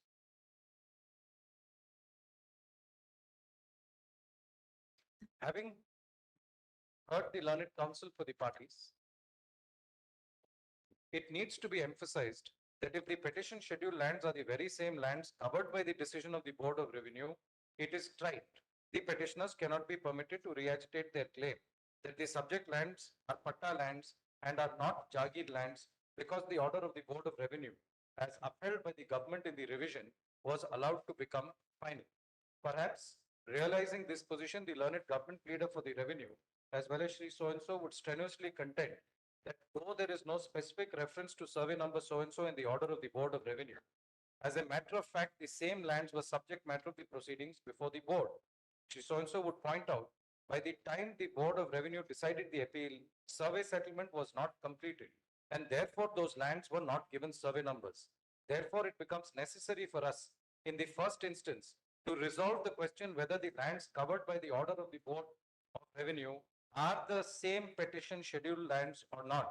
Having heard the learned counsel for the parties, perusing the pleadings as well as the documents placed before us, we do not find any evidence to satisfy ourselves that the lands which were subject matter of appeal before the Board of Revenue and the lands which are the subject matter of the present proceedings are one and the same. The question whether they are one and the same, it is tried, is a pure question of fact, unless it is shown that a competent court of law or an adjudicatory statutory authority or quasi-judicial forum has recorded a finding on this factual question. It is not appropriate for this court, in exercise of its judicial review power under Article 226, to take up such resolution of disputed facts. Such a question, we are of the considered opinion, cannot be resolved conclusively and finally only on the basis of affidavits and counter affidavits. It requires tendering witnesses for examination and cross-examination. The petitioners in the writ affidavit filed in support of the WP in unmistakable terms have stated that the petitioners in this case are not concerned with either the other patta lands of Jagirdar or the Jagir lands as such for the purpose of the present WP. Further, the petitioners have contended thus: all the petitioners before purchasing the lands have verified with the revenue records and found that the land proposed to be purchased by them were patta lands of their vendors. Only after satisfying this, that their vendors have got full right of sale of the lands under law, the petitioners have purchased the lands from them for a valuable consideration. In context of the above specific pleading and in the absence of any satisfactory material placed by the state and its authorities or the pleaded respondents to show that the subject land is the same in both the proceedings, it is not safe for the court to assume that they are one and the same. Then, my lords, importantly, secondly, we also find considerable force in the contention of the writ petitioners that the state government acted ultra vires the regulation and without jurisdiction in passing the impugned proceedings, declaring that the subject lands are Jagir lands and they stood vested in the state government after the abolition of the Jagirs, and then directing the collector to determine the two issues set out by it in para 3 of the impugned proceedings.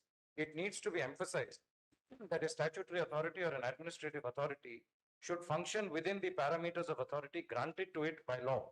It is true that the executive authority of the state is coextensive with the legislative authority of the concerned state.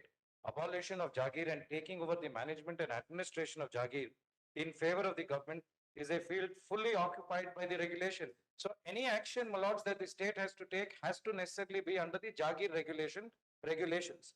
It is well settled that if a field is occupied by the statute, it is not permissible for the executive government to meddle with the statutory provisions or do anything contrary to the statutory provision. Lords, I'll skip this portion to save your lordship's precious time and take my lords over the page to page 90, my lords. In fact, the last line at page 89, thus it could be seen that in a case where steps envisaged under subsection 1 of section 5 have been taken against a person, and that person who is considered to be a Jagirdar by the government comes before the Jagir administrator and contends that the land in respect of which the government has issued the notification is not a Jagir, but a private patta land of the Jagirdar, the Jagir administrator may be required to decide such incidental issue in order to effectuate the provision of the regulation. Be that as it may, the learned government leader as well as Mr. So-and-so were not in a position to refer to any of the provisions of the regulations or the rules framed thereunder to show that the government has the power to decide the question whether a land is Jagir or land in case of dispute.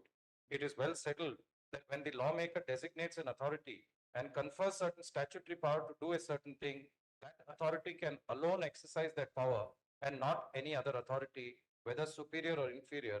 And if any external authority exercises the power vested in a statutory authority, the action would be condemned as ultra vires. Therefore, it is not permissible for the state to determine the rights of the parties.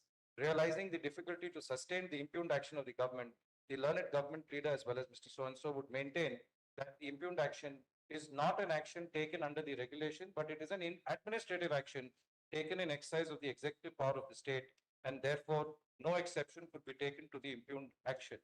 This contention of the learned counsel should be noticed only to be rejected because it is well settled as stated above it is not permissible for the executive government, some words are missing, but to the middle.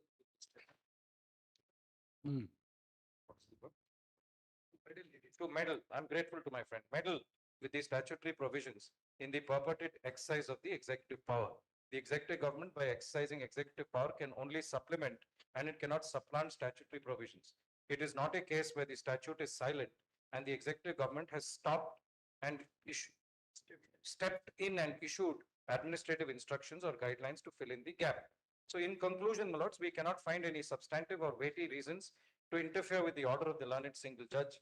However, we find some force in the grievance of the learned government pleader and Shri so that certain findings recorded and observations made by the learned single judge in the course of the order relating to the merits of the matter were unwarranted and unjustified. Accordingly, my lords, the writ appeal came to be dismissed with the observation that any factual findings that the learned single judge may have made on merits would not in any way influence or bind either the civil court or any statutory forum which may be called upon to adjudicate these issues.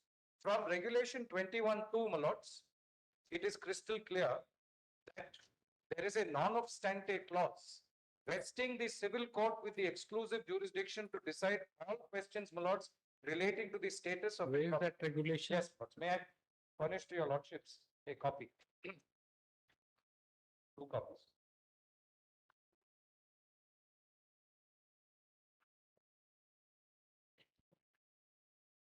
An extra copy, please.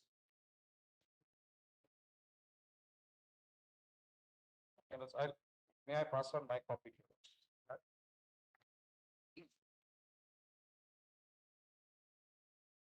May I? I'm so sorry.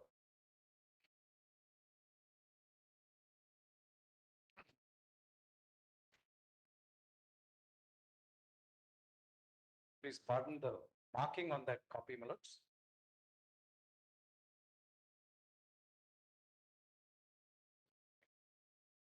So 21(2), your lordships will see, is a non-obstante clause vesting the civil court.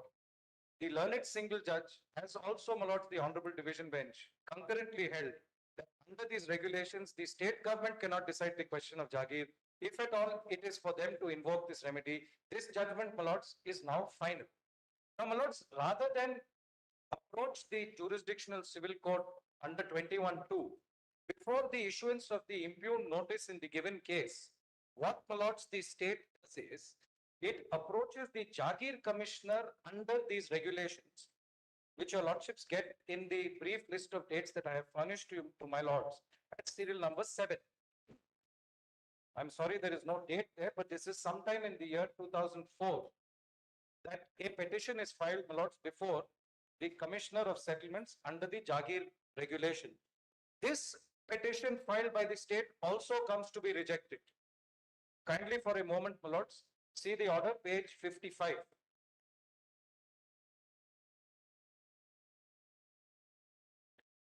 Wait on this one. See the order dated 31/3/2005, my lords.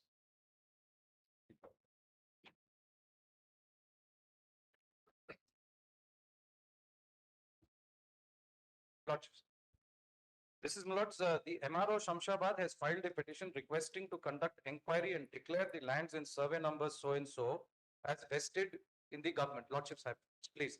He has stated that the competent authority to decide this issue is the Jagir administrator under section 24(1) of the Jagir abolition regulation.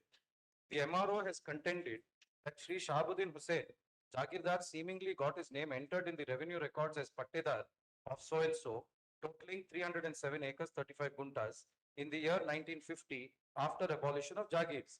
It is stated that after the abolition of the Jagirs, the then Tehsildar auctioned the Kancha lands in the year 1950-51 in the name of Shri Prabhulingam, and an appeal by the Jagirdar before the additional collector requesting to set aside the auction was dismissed.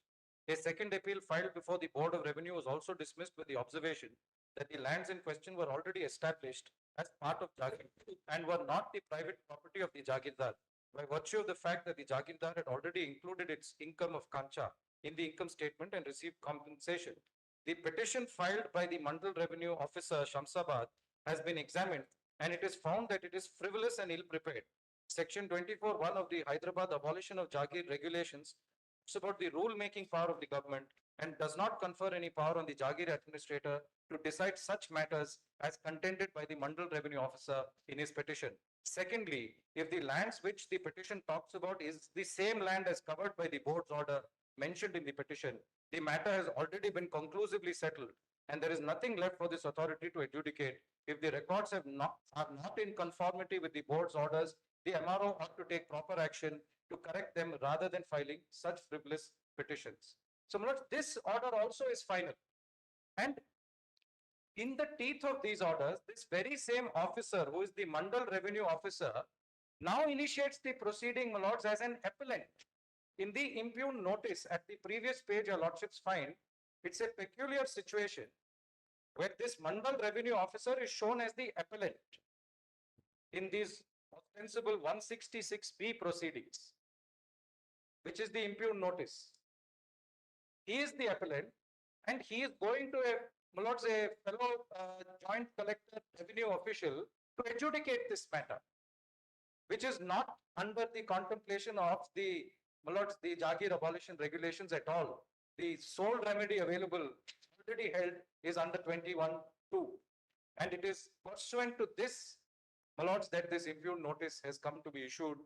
My learned friend contended that this is in the nature of a revenue proceeding, but with respect, my lords, the very preamble to the notice makes it clear that it is for implementation of the Board of Revenue proceedings of 1951 and not a revenue proceeding.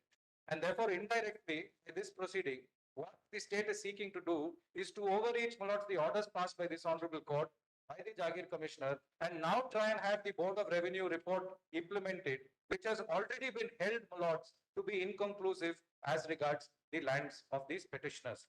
Now, my lords, my friend had referred to the award that has been passed, my lords, to say that that award has some bearing on the matter.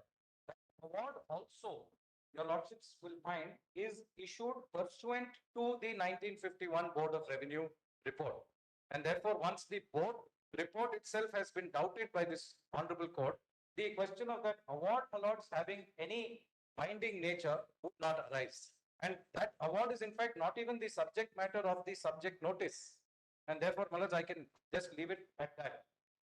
Now, my lords, in this background, kindly permit me to refer to the order of the learned single judge, lords, which is impugned before your lordships.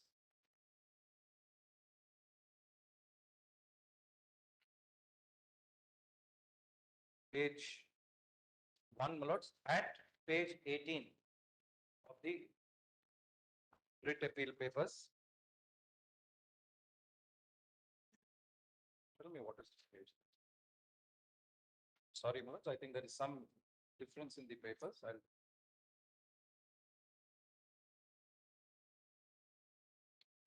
go to 29. The reasoning, my lords, begins.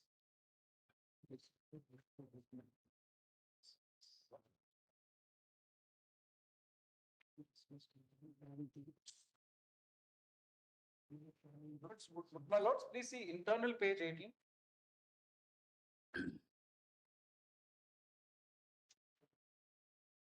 Internal page 18, my lords, of the order of the learned single judge. That is running page 24. Yes. Grateful, my lords. That is where the analysis begins. To save your lordship's time, my lords, I will go over the page. Read, my lords, as is apparent from the pleadings by the petitioner, the counter affidavit by the second respondent, the several earlier proceedings, including the judgment dated 24/3/2000 in WP so and so, and the judgment dated 11/11/2002 in writ appeal so and so. The impugned notice proceeds on the assumption that the land in survey number so and so of Sultan Pali Shamsabad belong to the state in view of the order of the Board of Revenue Hyderabad dated 27/1951 and of the government by the Honorable Minister for Revenue dated 18/11/1952. The impugned notice purports to be a revision initiated in exercise of the powers under section 166B of the Land Revenue Act and section 9 of the Pattedar Passbooks Act. As the statement of objects and reasons underlying the enactment of the Pattedar Passbook Act discloses, the enactment is intended to be a fresh legislation applicable throughout the state for preparation and maintenance of the record of rights, repealing the AP record of rights land regulation. Section 12 of this act states nothing in this act shall apply to the lands belonging to the state government or the central government. The learned Advocate General appearing for the official respondents has also conceded the legal position that the impugned notice is not traceable to the powers under any of the provisions of the Pattadar Passbooks Act. So that provision, my lords, goes out of the picture. In these circumstances, the impugned notice and any further proceedings thereunder by the joint collector are not and cannot be justified as emanating from any authority, power, or jurisdiction under the provisions of the Pattadar Passbooks Act. The underlying assumption in the impugned notice is that the lands in question claimed for contra as belonging to the petitioners on valid and bona fide purchase from the Jagirdars from out of their private patta lands and from others who were conferred occupancy rights belong to the state, having vested in it on the abolition of Jagirs under the regulation. Whether the above factual assumption by the state is on the basis of conclusions recorded in proceedings by a duly empowered authority, forum, or a court, and if so, whether jurisdiction is available under the provisions of Section 166B of the Land Revenue Act is the issue that calls for determination in this writ petition. Then, my lords, the order of the Honorable Division Bench is referred. I will skip that, my lords, and take, my lords, directly to para 5 of the judgment, which is at in page 28. Aggrieved by the above direction of the state government, the petitioners filed WP so and so.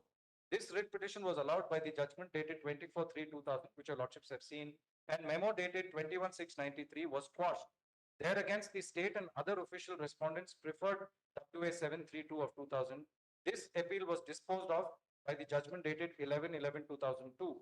The learned division bench, while directing that the factual findings recorded by the learned single judge on the merits of the matter would not in any way influence or bind either the civil court or any other statutory forum or authority which may be called upon to decide the basic issue whether the subject lands constitute Jagir within the meaning of that term, as defined in clause 2F of the regulation. Observe that such issue must be resolved solely on the basis of evidence that may be led before such court, forum, or authority as the case may be. The learned division bench, however, sustained the judgment of the learned single judge as regards the quashing of the government's memo dated 21/6/93 as being patently incompetent and without jurisdiction. Then, my lords, the observations of the division bench are extracted. I will not repeat those and trouble your lordships now with para 6, which is at page 32. Almost 2 years after the judgment in WA 732 of 2000, the fourth respondent filed a petition before the Commissioner and Director of Settlement and the Jagir Administrator, Andhra Pradesh, Hyderabad on 3/11/2004. The fourth respondent sought a declaration that the land in survey number so and so had vested in the government and the respondents, writ petitioners herein, have no right, title, or interest in the land. The Jagir Administrator, by the order dated 31/3/2005, which I read to your lordships, dismissed the fourth respondent's petition, holding that the petition by R4 is frivolous and ill-prepared, that Section 24 of the regulation, under which the petition was claimed to have been filed, deals with the rule-making powers of the government and confers no power on the Jagir Administrator to decide such issues, and that if lands referred to in the fourth respondent's petition are the same as covered by the order of the Board of Revenue dated 27/51, since the matter is already conclusively settled, there is nothing to adjudicate. It was also observed that if the records are not in conformity with the orders of the Board of Revenue, the fourth respondent ought to take proper action to correct them rather than filing such a frivolous petition. Apprehending dispossession of the respondents from the lands, the petitioners filed WP so and so. This writ petition was disposed of at the admission stage by the order dated 10/5/2005, directing R1 to 4 not to dispossess the petitioners that are in, if they are in possession and enjoyment of the lands. Thereafter, the impugned memo dated 21/6/2005 was issued. The learned single judge refers to the writ appeal judgment from the point. The judgment in WA 732 on an analysis of the facts on record and contentions advanced clearly concludes that there was no evidence that the lands, the ownership and possession of which is claimed by the petitioners, are the same as those which were the subject matter of the proceedings before the Board of Revenue by the order of the board dated 27/51. The Jagir Administrator, while dismissing the fourth respondent's petition by the order dated 31/3/2005, recorded a complementary observation that if the lands claimed by the Oh, petitioners this are. other part is not here in Oh, I'm our so copy. sorry. Well, it's my friend's appeal, my lords. A half page is missing, right? Recorded a complimentary. Thereafter, what Then, my lords. same in our copy. My Give lords, page 27. see. I'm told it's at 118 of the compilation.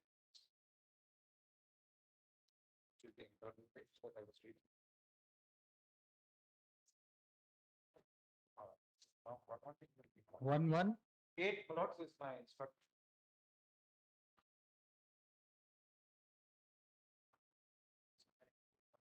Now, before that. So, here also it is blank. Where is it put? Give your copy. It seems it's not a clear copy in that compilation also.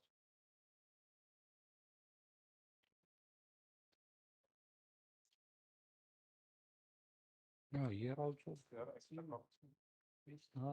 Give your paper book. So, do you have an extra copy? The equivalent. In the papers itself. Lordships have a clear copy normal. No, this here also in paper book also this is blank. Maybe pass on a copy. Yes. Yeah, so Please. we'll make it good sooner. This. Put all to the next reading. Which one we got? 15, 50 got. No, people do it back now. Not though. I have a clear copy. May I give your lordships my copy? My lords? So sorry. Arey, Mr. Advocate General, you have a copy? No. My lord, sir, page 11. Please pardon the This markings is on that. Ninety-nine. State gets away with filing the incomplete copy. No, our office also doesn't raise an objection. My All lord. right, please. Yes. Otherwise, with the writ papers, my lord, the order can be read from writ appeal papers. Oh, but Writ appeal papers. administrator. Please, lords, I was reading, beginning with the words, the judgment in W. Yes, yes. Grateful. You have a copy? I'm reading from my friend's tab. Okay. Yes. I'm sorry, my copy is marked. My lords. All Please, right. please disregard that. The judgment in WA number 732 of 2000 on an analysis of the facts on record and contentions advanced clearly concluded that there was no evidence that the lands, the ownership and possession of which is claimed by the petitioners are the same as those which were the subject matter of the proceedings before the Board of Revenue, while the order of the board dated 27/1951. The Jagir administrator, while dismissing the fourth respondent's petition by the order dated 31/3/2005, recorded a complimentary observation that if the lands claimed by the petitioners are covered by the orders of the Board of the Revenue dated 27/51, there was nothing for the Jagir administrator to adjudicate. The counter affidavit on behalf of the official respondents filed by the second respondent in para 4 admits the possibility of lands within the authority or jurisdiction of a Jagirdar comprising also patta lands, cultivators, communal lands, as well as lands under the personal cultivation of the Jagirdar. This is at page 98 of the papers notes. I'll take your lordships to that. Section 18 of the regulation enacts that the provisions of this regulation would not affect the personal property of the Jagirdar, Hissedar, or any other property other than the Jagirdar on behalf of the Hissedar. Section 21(2) of this regulation enacts that all claims relating to a Jagir, whether arising under this regulation or otherwise, shall be subject to this regulation, but notwithstanding any existing law, be filed in and decided by the appropriate civil court. There is no provision in this regulation which consecrates power, authority, and jurisdiction in the Jagir administrator to determine whether a particular land is a personal property of the Jagirdar or otherwise. In view of the provisions of section 21(2) of the regulation, any dispute relating to a Jagir must be filed in and decided by the appropriate civil court. Even a dispute as to whether a particular property is the personal property of the Jagirdar or otherwise could be presented for determination before the civil court of jurisdiction, even if such a dispute does not classically fall within the contours of a claim referred to in section 21 of this regulation. This is so since the general legal presumption as to the existence of the jurisdiction of the civil court is not excluded by the provisions of the regulation. An integral aspect calling for determination in the writ petition is whether exercise of revisional power under section 166B of the Land Revenue Act is legitimate. The Land Revenue Act is an amending. This, my lords, deals with the background of the Land Revenue Act. I will skip that and take my lords to internal page 30.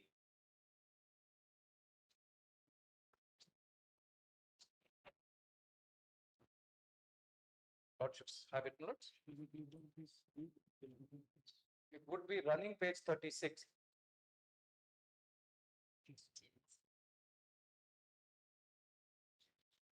Lordships have a clear. I'm so great. It's not there, 36. You have? Lords, kindly now come to. In our copy, again, after 35, it is, my copy not there. But So would page yes, 30 36. be clear, my lords? Page 30 would it be Yes. grateful? Yeah. In 30, the second unnumbered para, section 166B. Yes. Grateful.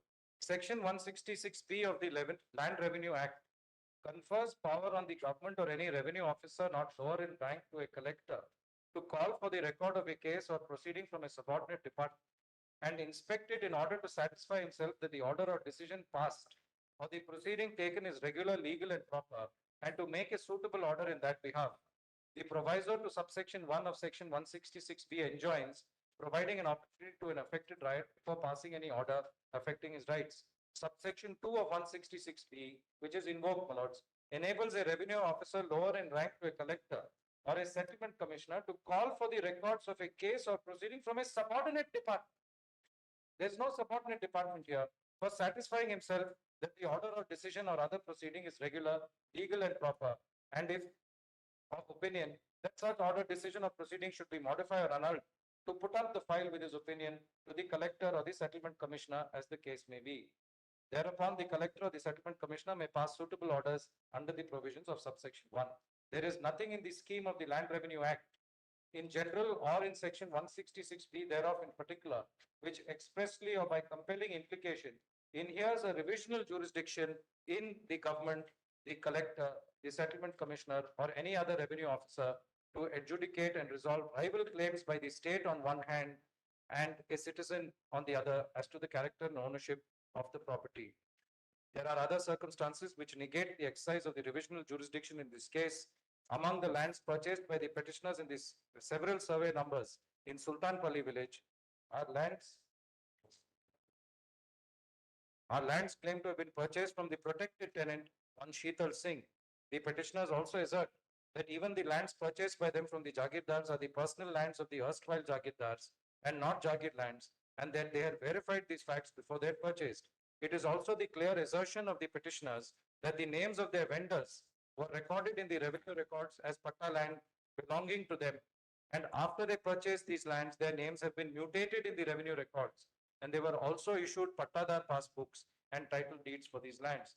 These assertions are not disputed in the light of the fact that they exist and operate several knotty, complex, interrelated and interactive factual and legal positions which have to be analyzed as a prelude to determination of the nature and character of the lands and survey numbers in Sultanpalli village, including whether these lands are comprised within the Jagir or are the personal property of the Jagirdar, whether the commutation award passed by the Jagir administrator covered the lands in these survey numbers, and the fact that the Board of Revenue dated 27/1951 does not pertain to and indicate any specific land by reference to any specific survey number, as also the potential defense by the petitioners as to have perfected their titles to lands by adverse possession, including through their predecessors in interest, the protected tenants or the Jagirdars as the case may be. Such complex and legal positions cannot be determined in exercise of the revisional power. That's the jurisdictional finding, my lords, and therefore the notice is found to be patently without jurisdiction.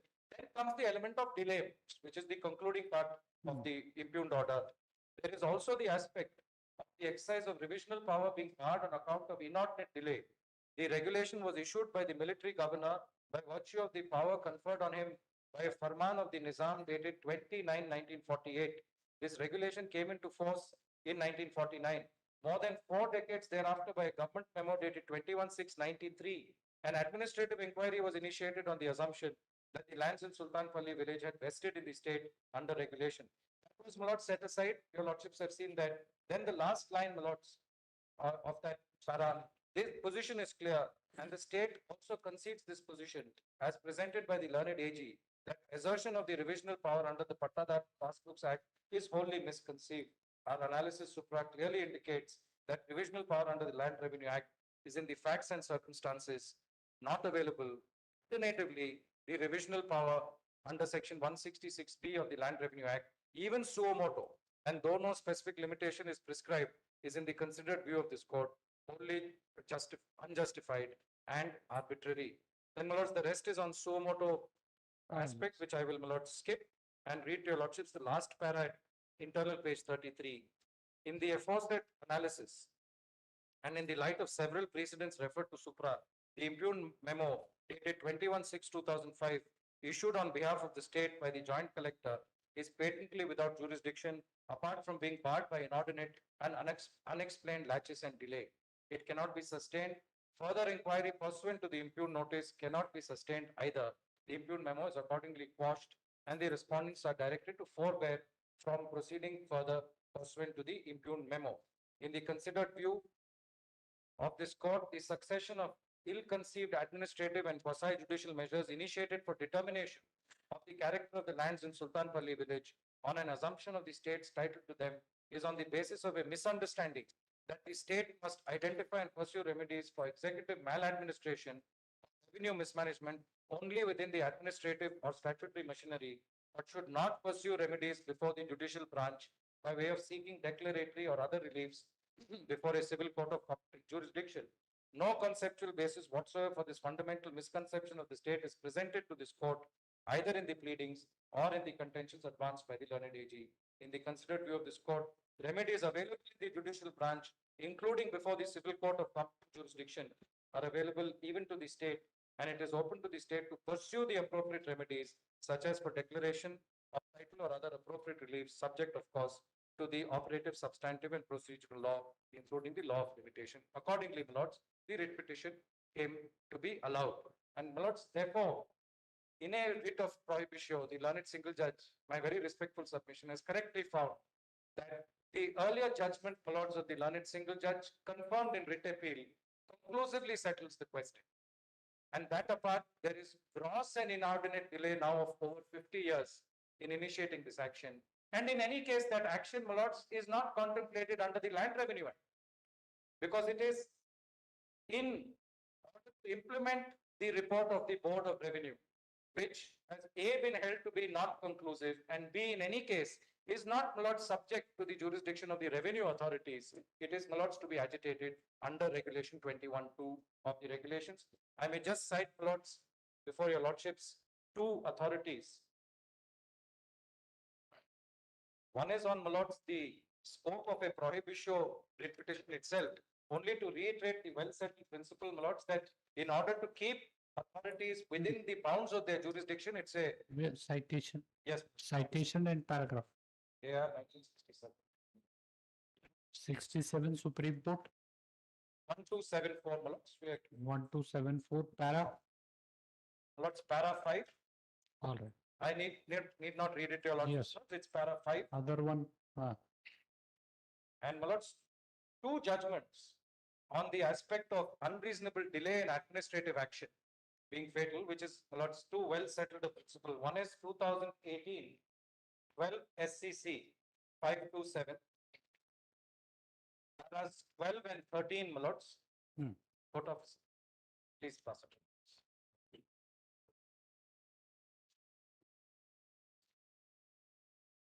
yes. That where, my lords, time in terms of limitation is not prescribed, it must be exercised within a reasonable period. Yes. That position. And interestingly, my lords, one judgment of a division bench of this honorable court, considering 166B.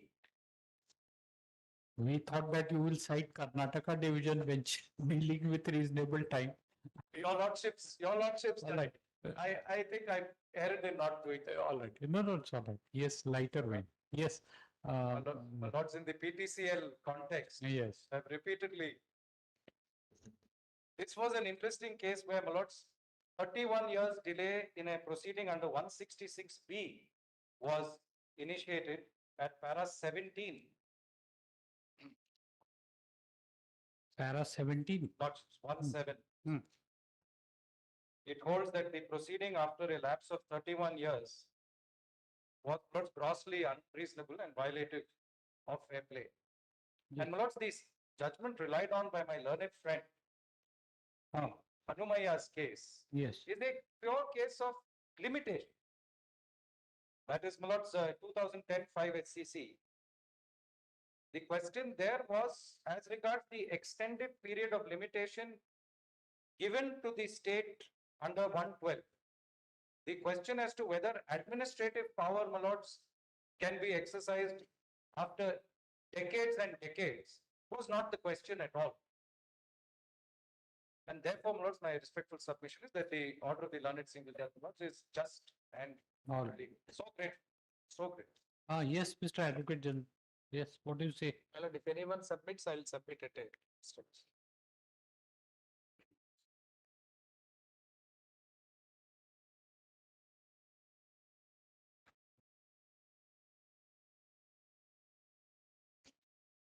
My lords, the earlier proceedings, which my friend has read, my lords, I'll read the complete portion of the order, my lords, passed in the earlier round of litigation by the learned single judge and also the division bench. They'll have to be read in toto, my lords. May I read, my lords? Because since my friend has relied upon the earlier orders, which have no bearing at all, as to the. So, no, what are your submissions? You tell us, then you can read. Sir, my submissions Have no bearing. my submissions are with regard to the contention that there has been delay. My lord, my respectful submission.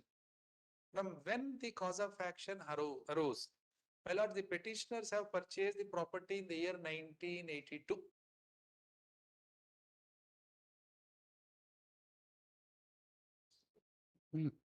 Yes. 82. My lords, 82. On 12th of August 87, an issue was raised in the assembly about this purchase. My lords, committee was constituted and the report was submitted to the assembly in 88. So, first is there is no delay in the fact. My lords, in the matter of Yes. pursuing the rights, there is no delay. My lords, merely because a 50 proceeding is referred to or relied upon can never amount to say that the first time the state is invoking its rights under the 50 Board of Revenue order and the order passed in appeal. My lords, what my friend has argued with regard to the proceeding of So, the first submission that in the facts of the case there is no delay, and the principle of delay cannot be invoked. Cannot be invoked by it if you are pursuing a right. Yes, my lord. This is From and 80, second My lord. submission is what that previous adjudications do not apply. previous adjudication, my lords, Do not apply to the fact. findings rendered by the learned single judge. No, previous round of litigation, you said no, it is irrelevant or. My lord, because the very findings rendered by this honorable court that the earlier round of litigation, my lord, even the writ appeal, there is a specific categorical finding that the learned single judge should not have, my lords, concluded the rights of the parties. He should have left open for the parties to decide or adjudicate. My lords, now who has to go before the civil court is the simple question. Who has to go before the civil court? And the inquiry post by invoking section 9 of the Pattadar Passbook Act and the Telangana Land Revenue Act under section 9 and 166B respectively are. So, Mr. How do you explain the delay? Now, these are the two submissions, right? My lords. And now you can elaborate. So, Yes, my this thing. there is no delay at all in the matter of pursuing the rights by the government, as the petitioners started asserting right under the void sale transaction of 1982. My lords, in 86, certain issue has arisen in the assembly. 87, a committee was constituted. Report was submitted in 88. My lords, a memo was issued in 1993, which was impugned in the earlier round of litigation.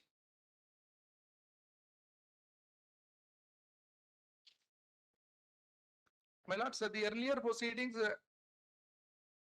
ended in the final orders passed in writ appeal 732 on 11/11/2002.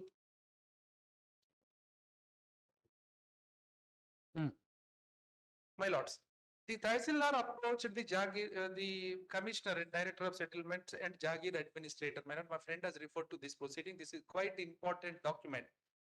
The findings rendered in this order is not challenged by the petitioners. That goes, my lords, in favor of the government. Well, at page 55 of this, my compilation, my lord. Just I will read the Which order?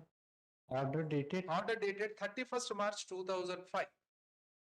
The argument that this is, the request is rejected. That is not the purport of this order, my lords. 31st March 2005. Hmm. Page 50, my lord, your lordship, may kindly, material index, page 50. Paper book, right? Paper book. Huh? Yes. Hmm. This is filed along with the writ appeal also, my lord, for the purpose of convenience. But Yes. appeal paper book, it's page 55, right? Yes. Yes. Yes. Hmm. My lords, the bottom para, my lord, the petition filed by the Mandal Revenue Officer Shamshabad has been examined. It is found that it is frivolous and ill prepared. Section 24(1) of the Hyderabad Abolition of Jagir Regulations 1358 verse, it talks about the rule making powers of the government and does not confer any power on Jagir administrator to decide such matters as contended by the Mandal Revenue Officer in his petition.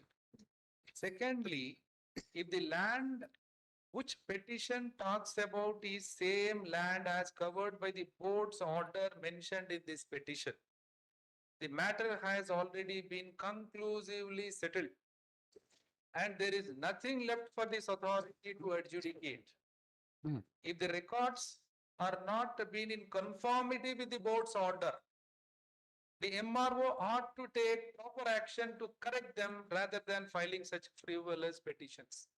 This order, in fact, my lords, there is nothing which suffered by the MRO. Rather, this Jagir administrator said if there is erroneous entries in the revenue record, take appropriate steps.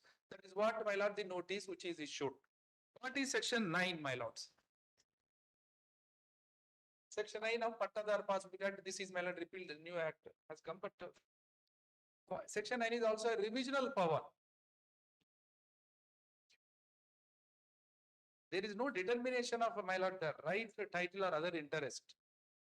Line was given up by the learned AG before the learned single judge. Line Yes. was given up. My lords, your lordship can always examine the legality or otherwise of a provision. Always, my lords. 9, what it says, merely because a law officer, my lords, gives up, still if it is, my lords, warranted by the court to examine, nothing prevents the court to examine. It's after all law.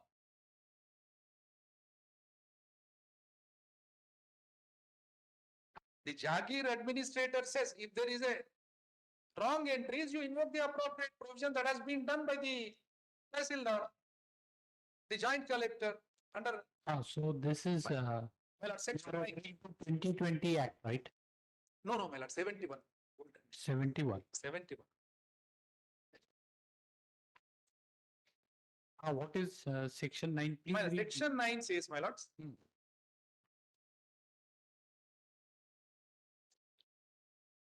this provision was invoked as then it was, my lords.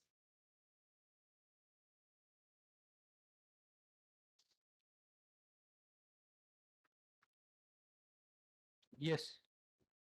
Revision. Revision. The collector may either suo moto or an application made to him call for and examine the record of any recording authority, Mandal Revenue Officer or Revenue Divisional Officer under section 355A or 5B in respect of any record of rights prepared or maintained to satisfy himself as to the regularity, correctness, legality, or propriety of any decisions taken, orders passed, or proceedings made in respect thereof, and if it appears to the collector that any such decision, order, or proceeding should be modified, annulled, or reversed, or remitted for reconsideration, he may pass orders accordingly. Provided that no such order adversely affecting any person shall be passed under this section unless he had an opportunity of making a representation. My lords, section 3. The subject is section 3. What section 3 says? My lords, preparation and updating of record of rights in all lands.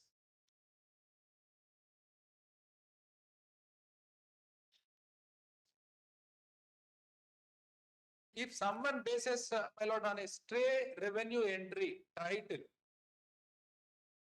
my lords, if that is fraudulently made or incorrectly entered into the revenue records, well, under section 9, the authority has got power to get corrected those records. There is nothing illegal in this. Invoking such section 9 can't be said to be illegal. The Jagir administrator himself has observed that if Board of Revenue order is correct, there is nothing I need to do. Rather, you will have to invoke the appropriate provision of law to do the correct things. That's what it is done in this. As far as 166B is concerned, 166B of Telangana Land Revenue Act. My lord, sir, this is a suo motu power.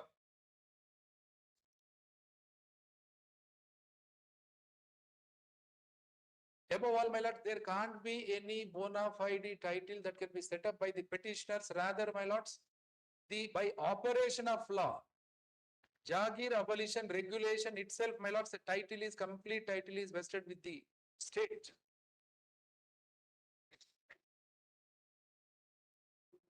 (166) we may read, my lords, the power of Telangana Land Revenue Act. I'm sorry, my lord, we should have in fact provided all these copies. Please read.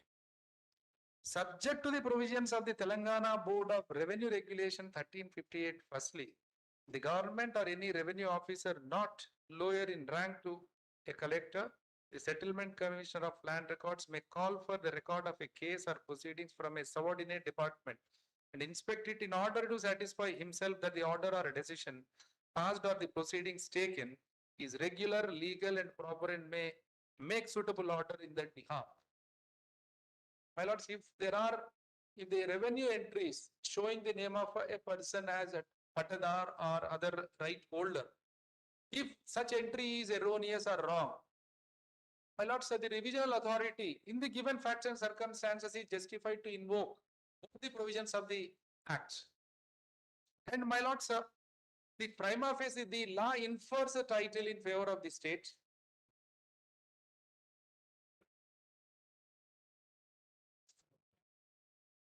And the order passed in the by the Board of Regulation and the appeal, which confirms that the entire Sultanpalli village is Jagir land, is not challenged by the petitioners so far. In the absence of any challenge by them, my lords, they cannot impugn this proceeding, notice on the ground that you don't have an authority. What is that authority which I have exercised? Is look, when there are erroneous entries. For correction of those erroneous entries, my lords, as directed by the Jagir administrator, in order to correct the revenue entries, my lords, the delays cannot be put against the state government. And above all, my lords, there was no delay at all. As such, the dispute started, or the claim started only under the purchase of sales of 1982, which surfaced when an issue raised in the assembly in 87. 88 report has been submitted.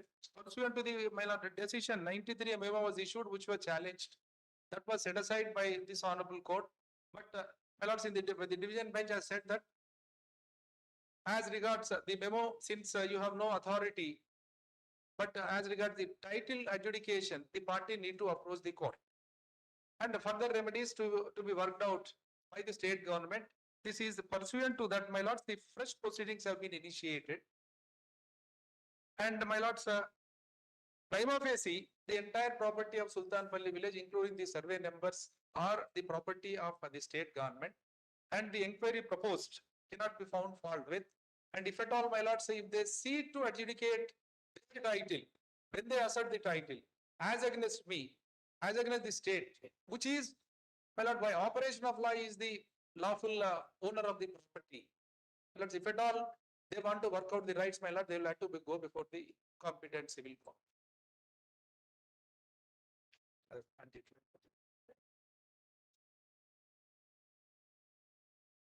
My lord, sir, I just cite one decision as to the what is the statutory authority that does in the matter of exercise of the rights conferred under specific statutes. My lords, 2002-5 SCC 685.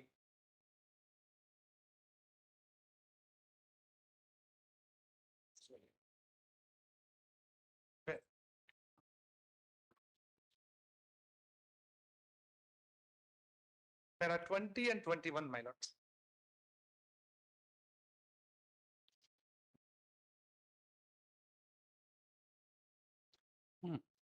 There are 20. On the arguments of parties, the question that arises for our consideration is whether the Election Commission, in exercise of its power under Section 29A of the Act, acts administratively or quasi-judicially. We shall first advert to the argument raised by the Land Council for the respondent to the effect that in the absence of any list or contest between the two contending parties before the Election Commission under Section 29A of the Act, the function discharged by it is administrative in nature and not a quasi-judicial one. The dictionary meaning of the word quasi is not exactly, and it is just in between a judicial and administrative function. It is true, in many cases, the statutory authorities were held to be quasi-judicial authorities, and decisions rendered by them were regarded as quasi-judicial, where there was contest between the two contending parties and the statutory authority was required to adjudicate upon the rights of the parties. In Cooper Wilson, it is stated that the definition of a quasi-judicial decision clearly suggests that there must be two or more contending parties and an outside authority to decide those disputes. In view of the aforesaid statement of law, where there are two or more parties contesting each other's claim, and the statutory authority is required to adjudicate the rival claims between the parties, such a statutory authority was held to be quasi-judicial, and decision rendered by it as a quasi-judicial order. Thus, where there is a list or two contesting parties making rival claims, and the statutory authority under the statutory provision is required to decide such a dispute, and in the absence of any other attributes of a quasi-judicial authority, such a statutory authority is quasi-judicial authority. But there are 21, my lords. But there are cases where there is no list or two contending parties before a statutory authority is yet such a statutory authority has been held to be quasi-judicial and decision rendered by it as a quasi-judicial decision when such statutory authority is required to act judicially. In this connection, in R versus Dublin Corporation, it was held thus. In this connection, the term judicial does not necessarily means acts of a judge or legal tribunal sitting for the determination of matters of law. But for purpose of this question, a judicial act seems to be an act done by a competent authority upon consideration of facts and circumstances and imposing liability or affecting the rights. And if there be a body empowered by law to inquire into facts, make estimates to impose a rate on a district, it would seem to me that the acts of such body involving such consequences would be judicial acts. I have, my lords, referred to this precedent is that the statutory authority, that is the joint collector, what he will confine to the scope of the jurisdiction under Section 9 of the Pattadar Passbook Act and under 166B. Conferred by the respective enactments. My lord, if there is any excess, it is always open for them to, my lord, challenge such a decision. But they cannot prevent an order to be passed by such a statutory authority on the assumption that you are going to decide complicated questions of law or fact. When, my lord, prima facie, the property of Sultanpalli village is of Jagir. It is their burden if at all, my lords advise to approach the competent civil forum, but they cannot challenge the subject notice issued.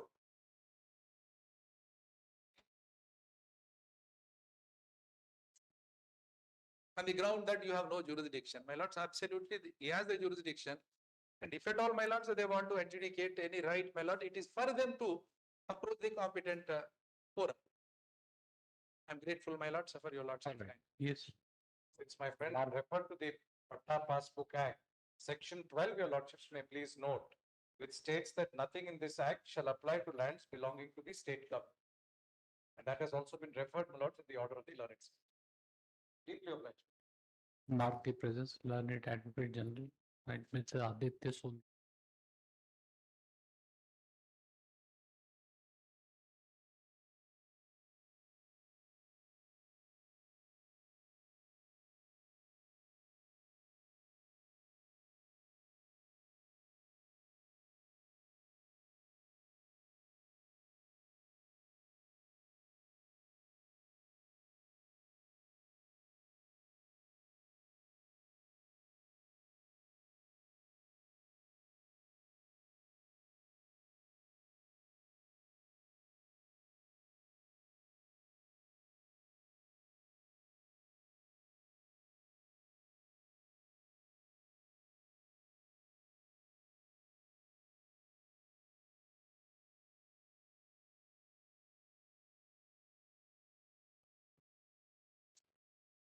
Subject to your lordship's kind pleasure. The one page which was, the one page where the portion was missing, may I just pass on a copy? Yes, Yeah, please, see. Simon. Not what, give the complete copy of the order. It's a complete copy, my lords. I have Yes, specifically marked the page numbers for which the portion Okay, was yes. obliged. Obliged. What is 44? Which this person is,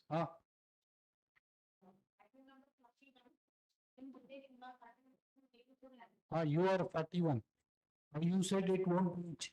See, it has reached. I'm obliged, your lordship. No. Yes. I'm also giving, filing written submissions, arguments, your lordship, for a kind consideration.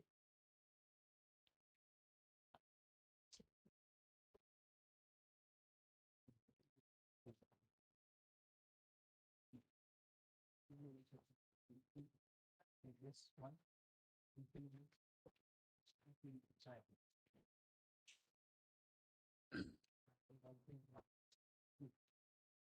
See.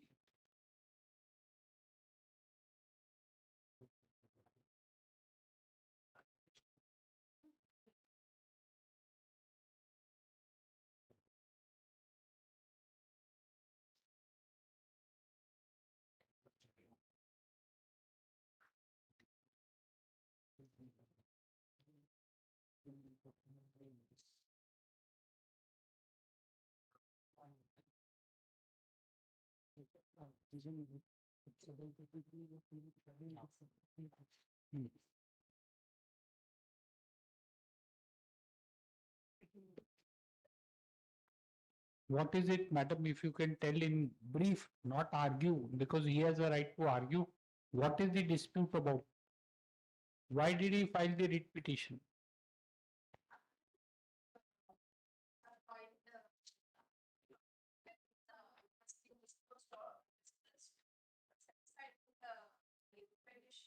Challenge the award on the ground that the award must be last, but the associate compensation as sought with reference in the section 64. Is pending for another. All right. Yes. Yes. All right. Your lordship, before I begin, I will request the correspondents not to intervene, otherwise I'll. She doesn't, we only wanted to, because she has a legally trained mind, so therefore, before hearing you, we asked her what is the matter about. There is nothing wrong in it. Very well. Because you will start that you were born in the year 1927 No. in a village in which Begumpet district, whatever district, Suryapalli district. Your lordship, this judgment, this appeal concerns issue, two issues, your lordship. Issue number 1, as per, I have written submissions. What is it? That's why written argument part 1, part 2. Yes, yes. And If I succeed in part one, succeed, I am in a no, position. we only, Convince your we only say that there is no part 3, only 1 and 2. Yes, yes. Huh? This honorable court on the first issue in my favor. Only then the question of considering second issue arises, Your Lordship. Go ahead. The matter contains only two issues, Your Lordship, as per single judge's order. Issue number 1, as per the order of the learned single judge at page number 10, right, whether subject proceedings has lapsed. This honorable court on 1/11/2017, only after having been fully convinced prima facie of the merits of the case that I have a watertight case, pleased to admit my writ appeal on the face of it. And further No, directed. this is final hearing, Mr. Yes, yes. Now, don't go back to admission. And further directed the respondent to file counter within 3 weeks from today, that is 1/11/2017. But no counter has been filed by the Rate appeal, there is no counter. Very well. Ah. As directed. Rate appeal, which provision? There is a provision. Very well. No provision. It was. Just to argue on merits, right? Notification was issued on 20th, 2007. Then 26/6/2007 declaration under section 6 issued. Yes. Then you filed a writ petition that was allowed, setting aside the declaration under section 6. With further direction to conduct an inquiry 5A. Thereafter. Now I come to the point, Your Lordship. That's why Your Lordship. everybody has to come to the point only. Now Your Lordship kindly take para 8 of the order. It says case boils down to 2 issues. If I can condition. Now coming to the first issue, Your Lordship. What? Take page 14 para 11 of the order. It says section 11A of Act 1 of 1894 mandates of the award within 2 years from the date of section 6 declaration. Very, very true and correct. Exactly, this is the crux of my case, Your Lordship. It further says, in the instance, section 6 declaration issued on 17/10/2014, afresh, pursuant to the order of this court in WP number so also dated 2/1/2014.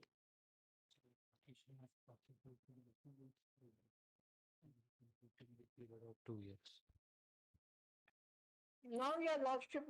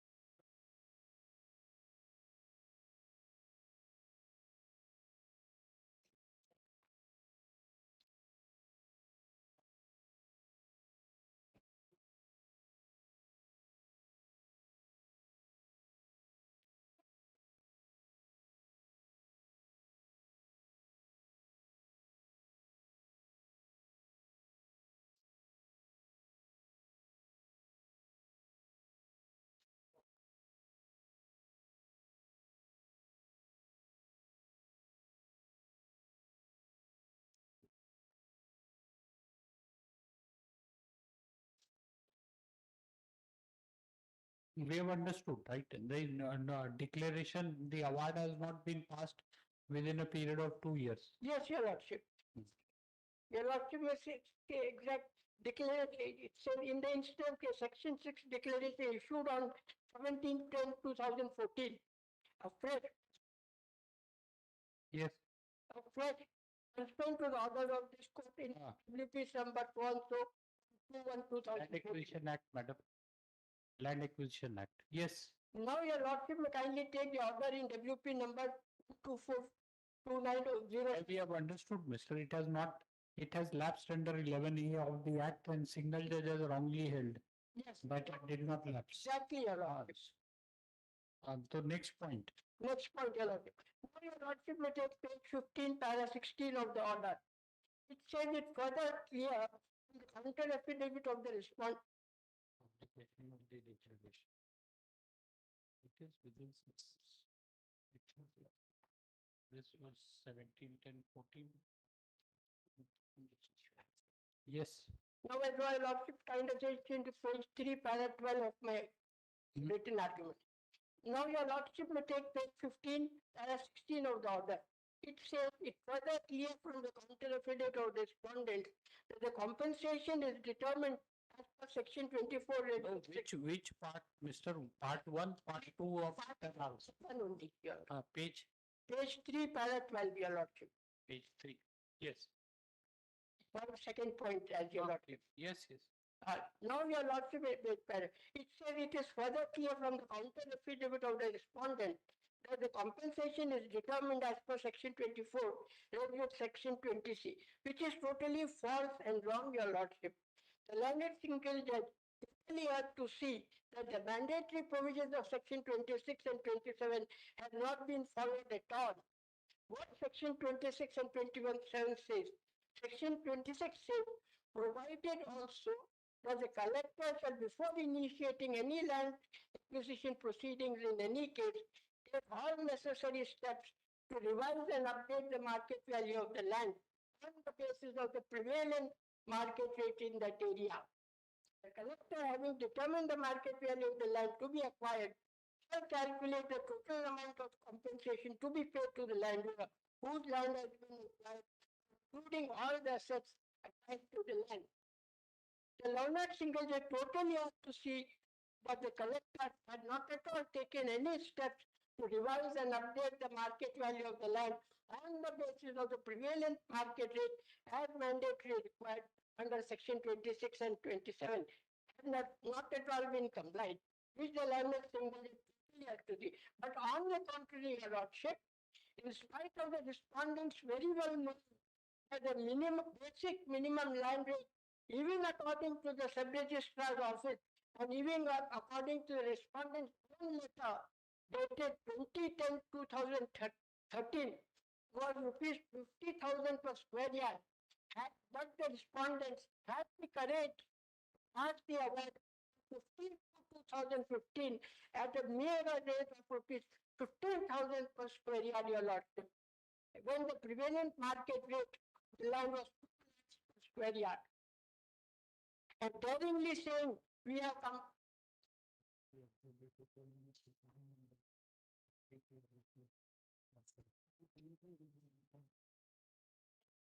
Yes. And daringly What happened to the proceeding of reference you thought? And just let me. And daringly saying, we have complied with section 26 and 27 of the Act. And if the petitioner has any grievance to the quantum of compensation, it is open for the petitioner to agitate before the appropriate form. Then, your lordship, the respondent could have very well taken the rate of 1,500 rupees per square yard, and even then said the same thing. The lordship, respondent comply with the mandatory provisions of section 26, 27, Act 30, and revising and updating. Illegally take away my land forcefully and using brute force, bulldoze everything, not even pass the award at the rate of minimum rate of 50,000 per square yard, being the minimum according to their own letter. And when the prevailing market was so with regard to the competition open for him to and about single judge totally has to see all to see and proving all these injustices and infirmities. And on the other hand, the Supreme Court said that private authority should pay the highest market price. In the evening of my life, the respondent.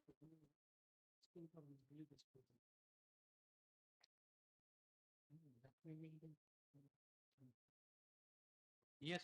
In the evening of my life, the respondents want me to run from pillar to post to get the fair market value of the land acquired illegally using wrong illegal means and did and enjoying the same since last 8 years, Your Lordship, without virtually paying anything substantial. Third point, Your Lordship, learned singles that further has to take totally add in not seeing and noting the respondents. Agency. Your Lordship, page 5, third point, 15.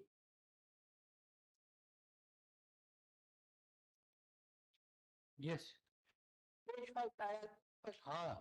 The learned singles that further totally add in not seeing and noting the respondents apart from all the things and infirmities, respondents were resorting to and perusing the old lapse and repealed Act 1 of 1894. Even thereafter, again and again, on all occasions, even after 10 months, the last act by wrongfully issuing award inquiry notices under section 9(3) and 10 under LA Act 1 of 18 also on 2010-14 and again final award inquiry notice on 13/11/22, hence rendering the award totally wrong, illegal and void even on this count. Therefore, Your Lordship, I am of the firm conviction that this Honorable Court is fully convinced of the issue number 1 in my favor, and now I draw Your Lordship's kind attention to issue number 2, part 2.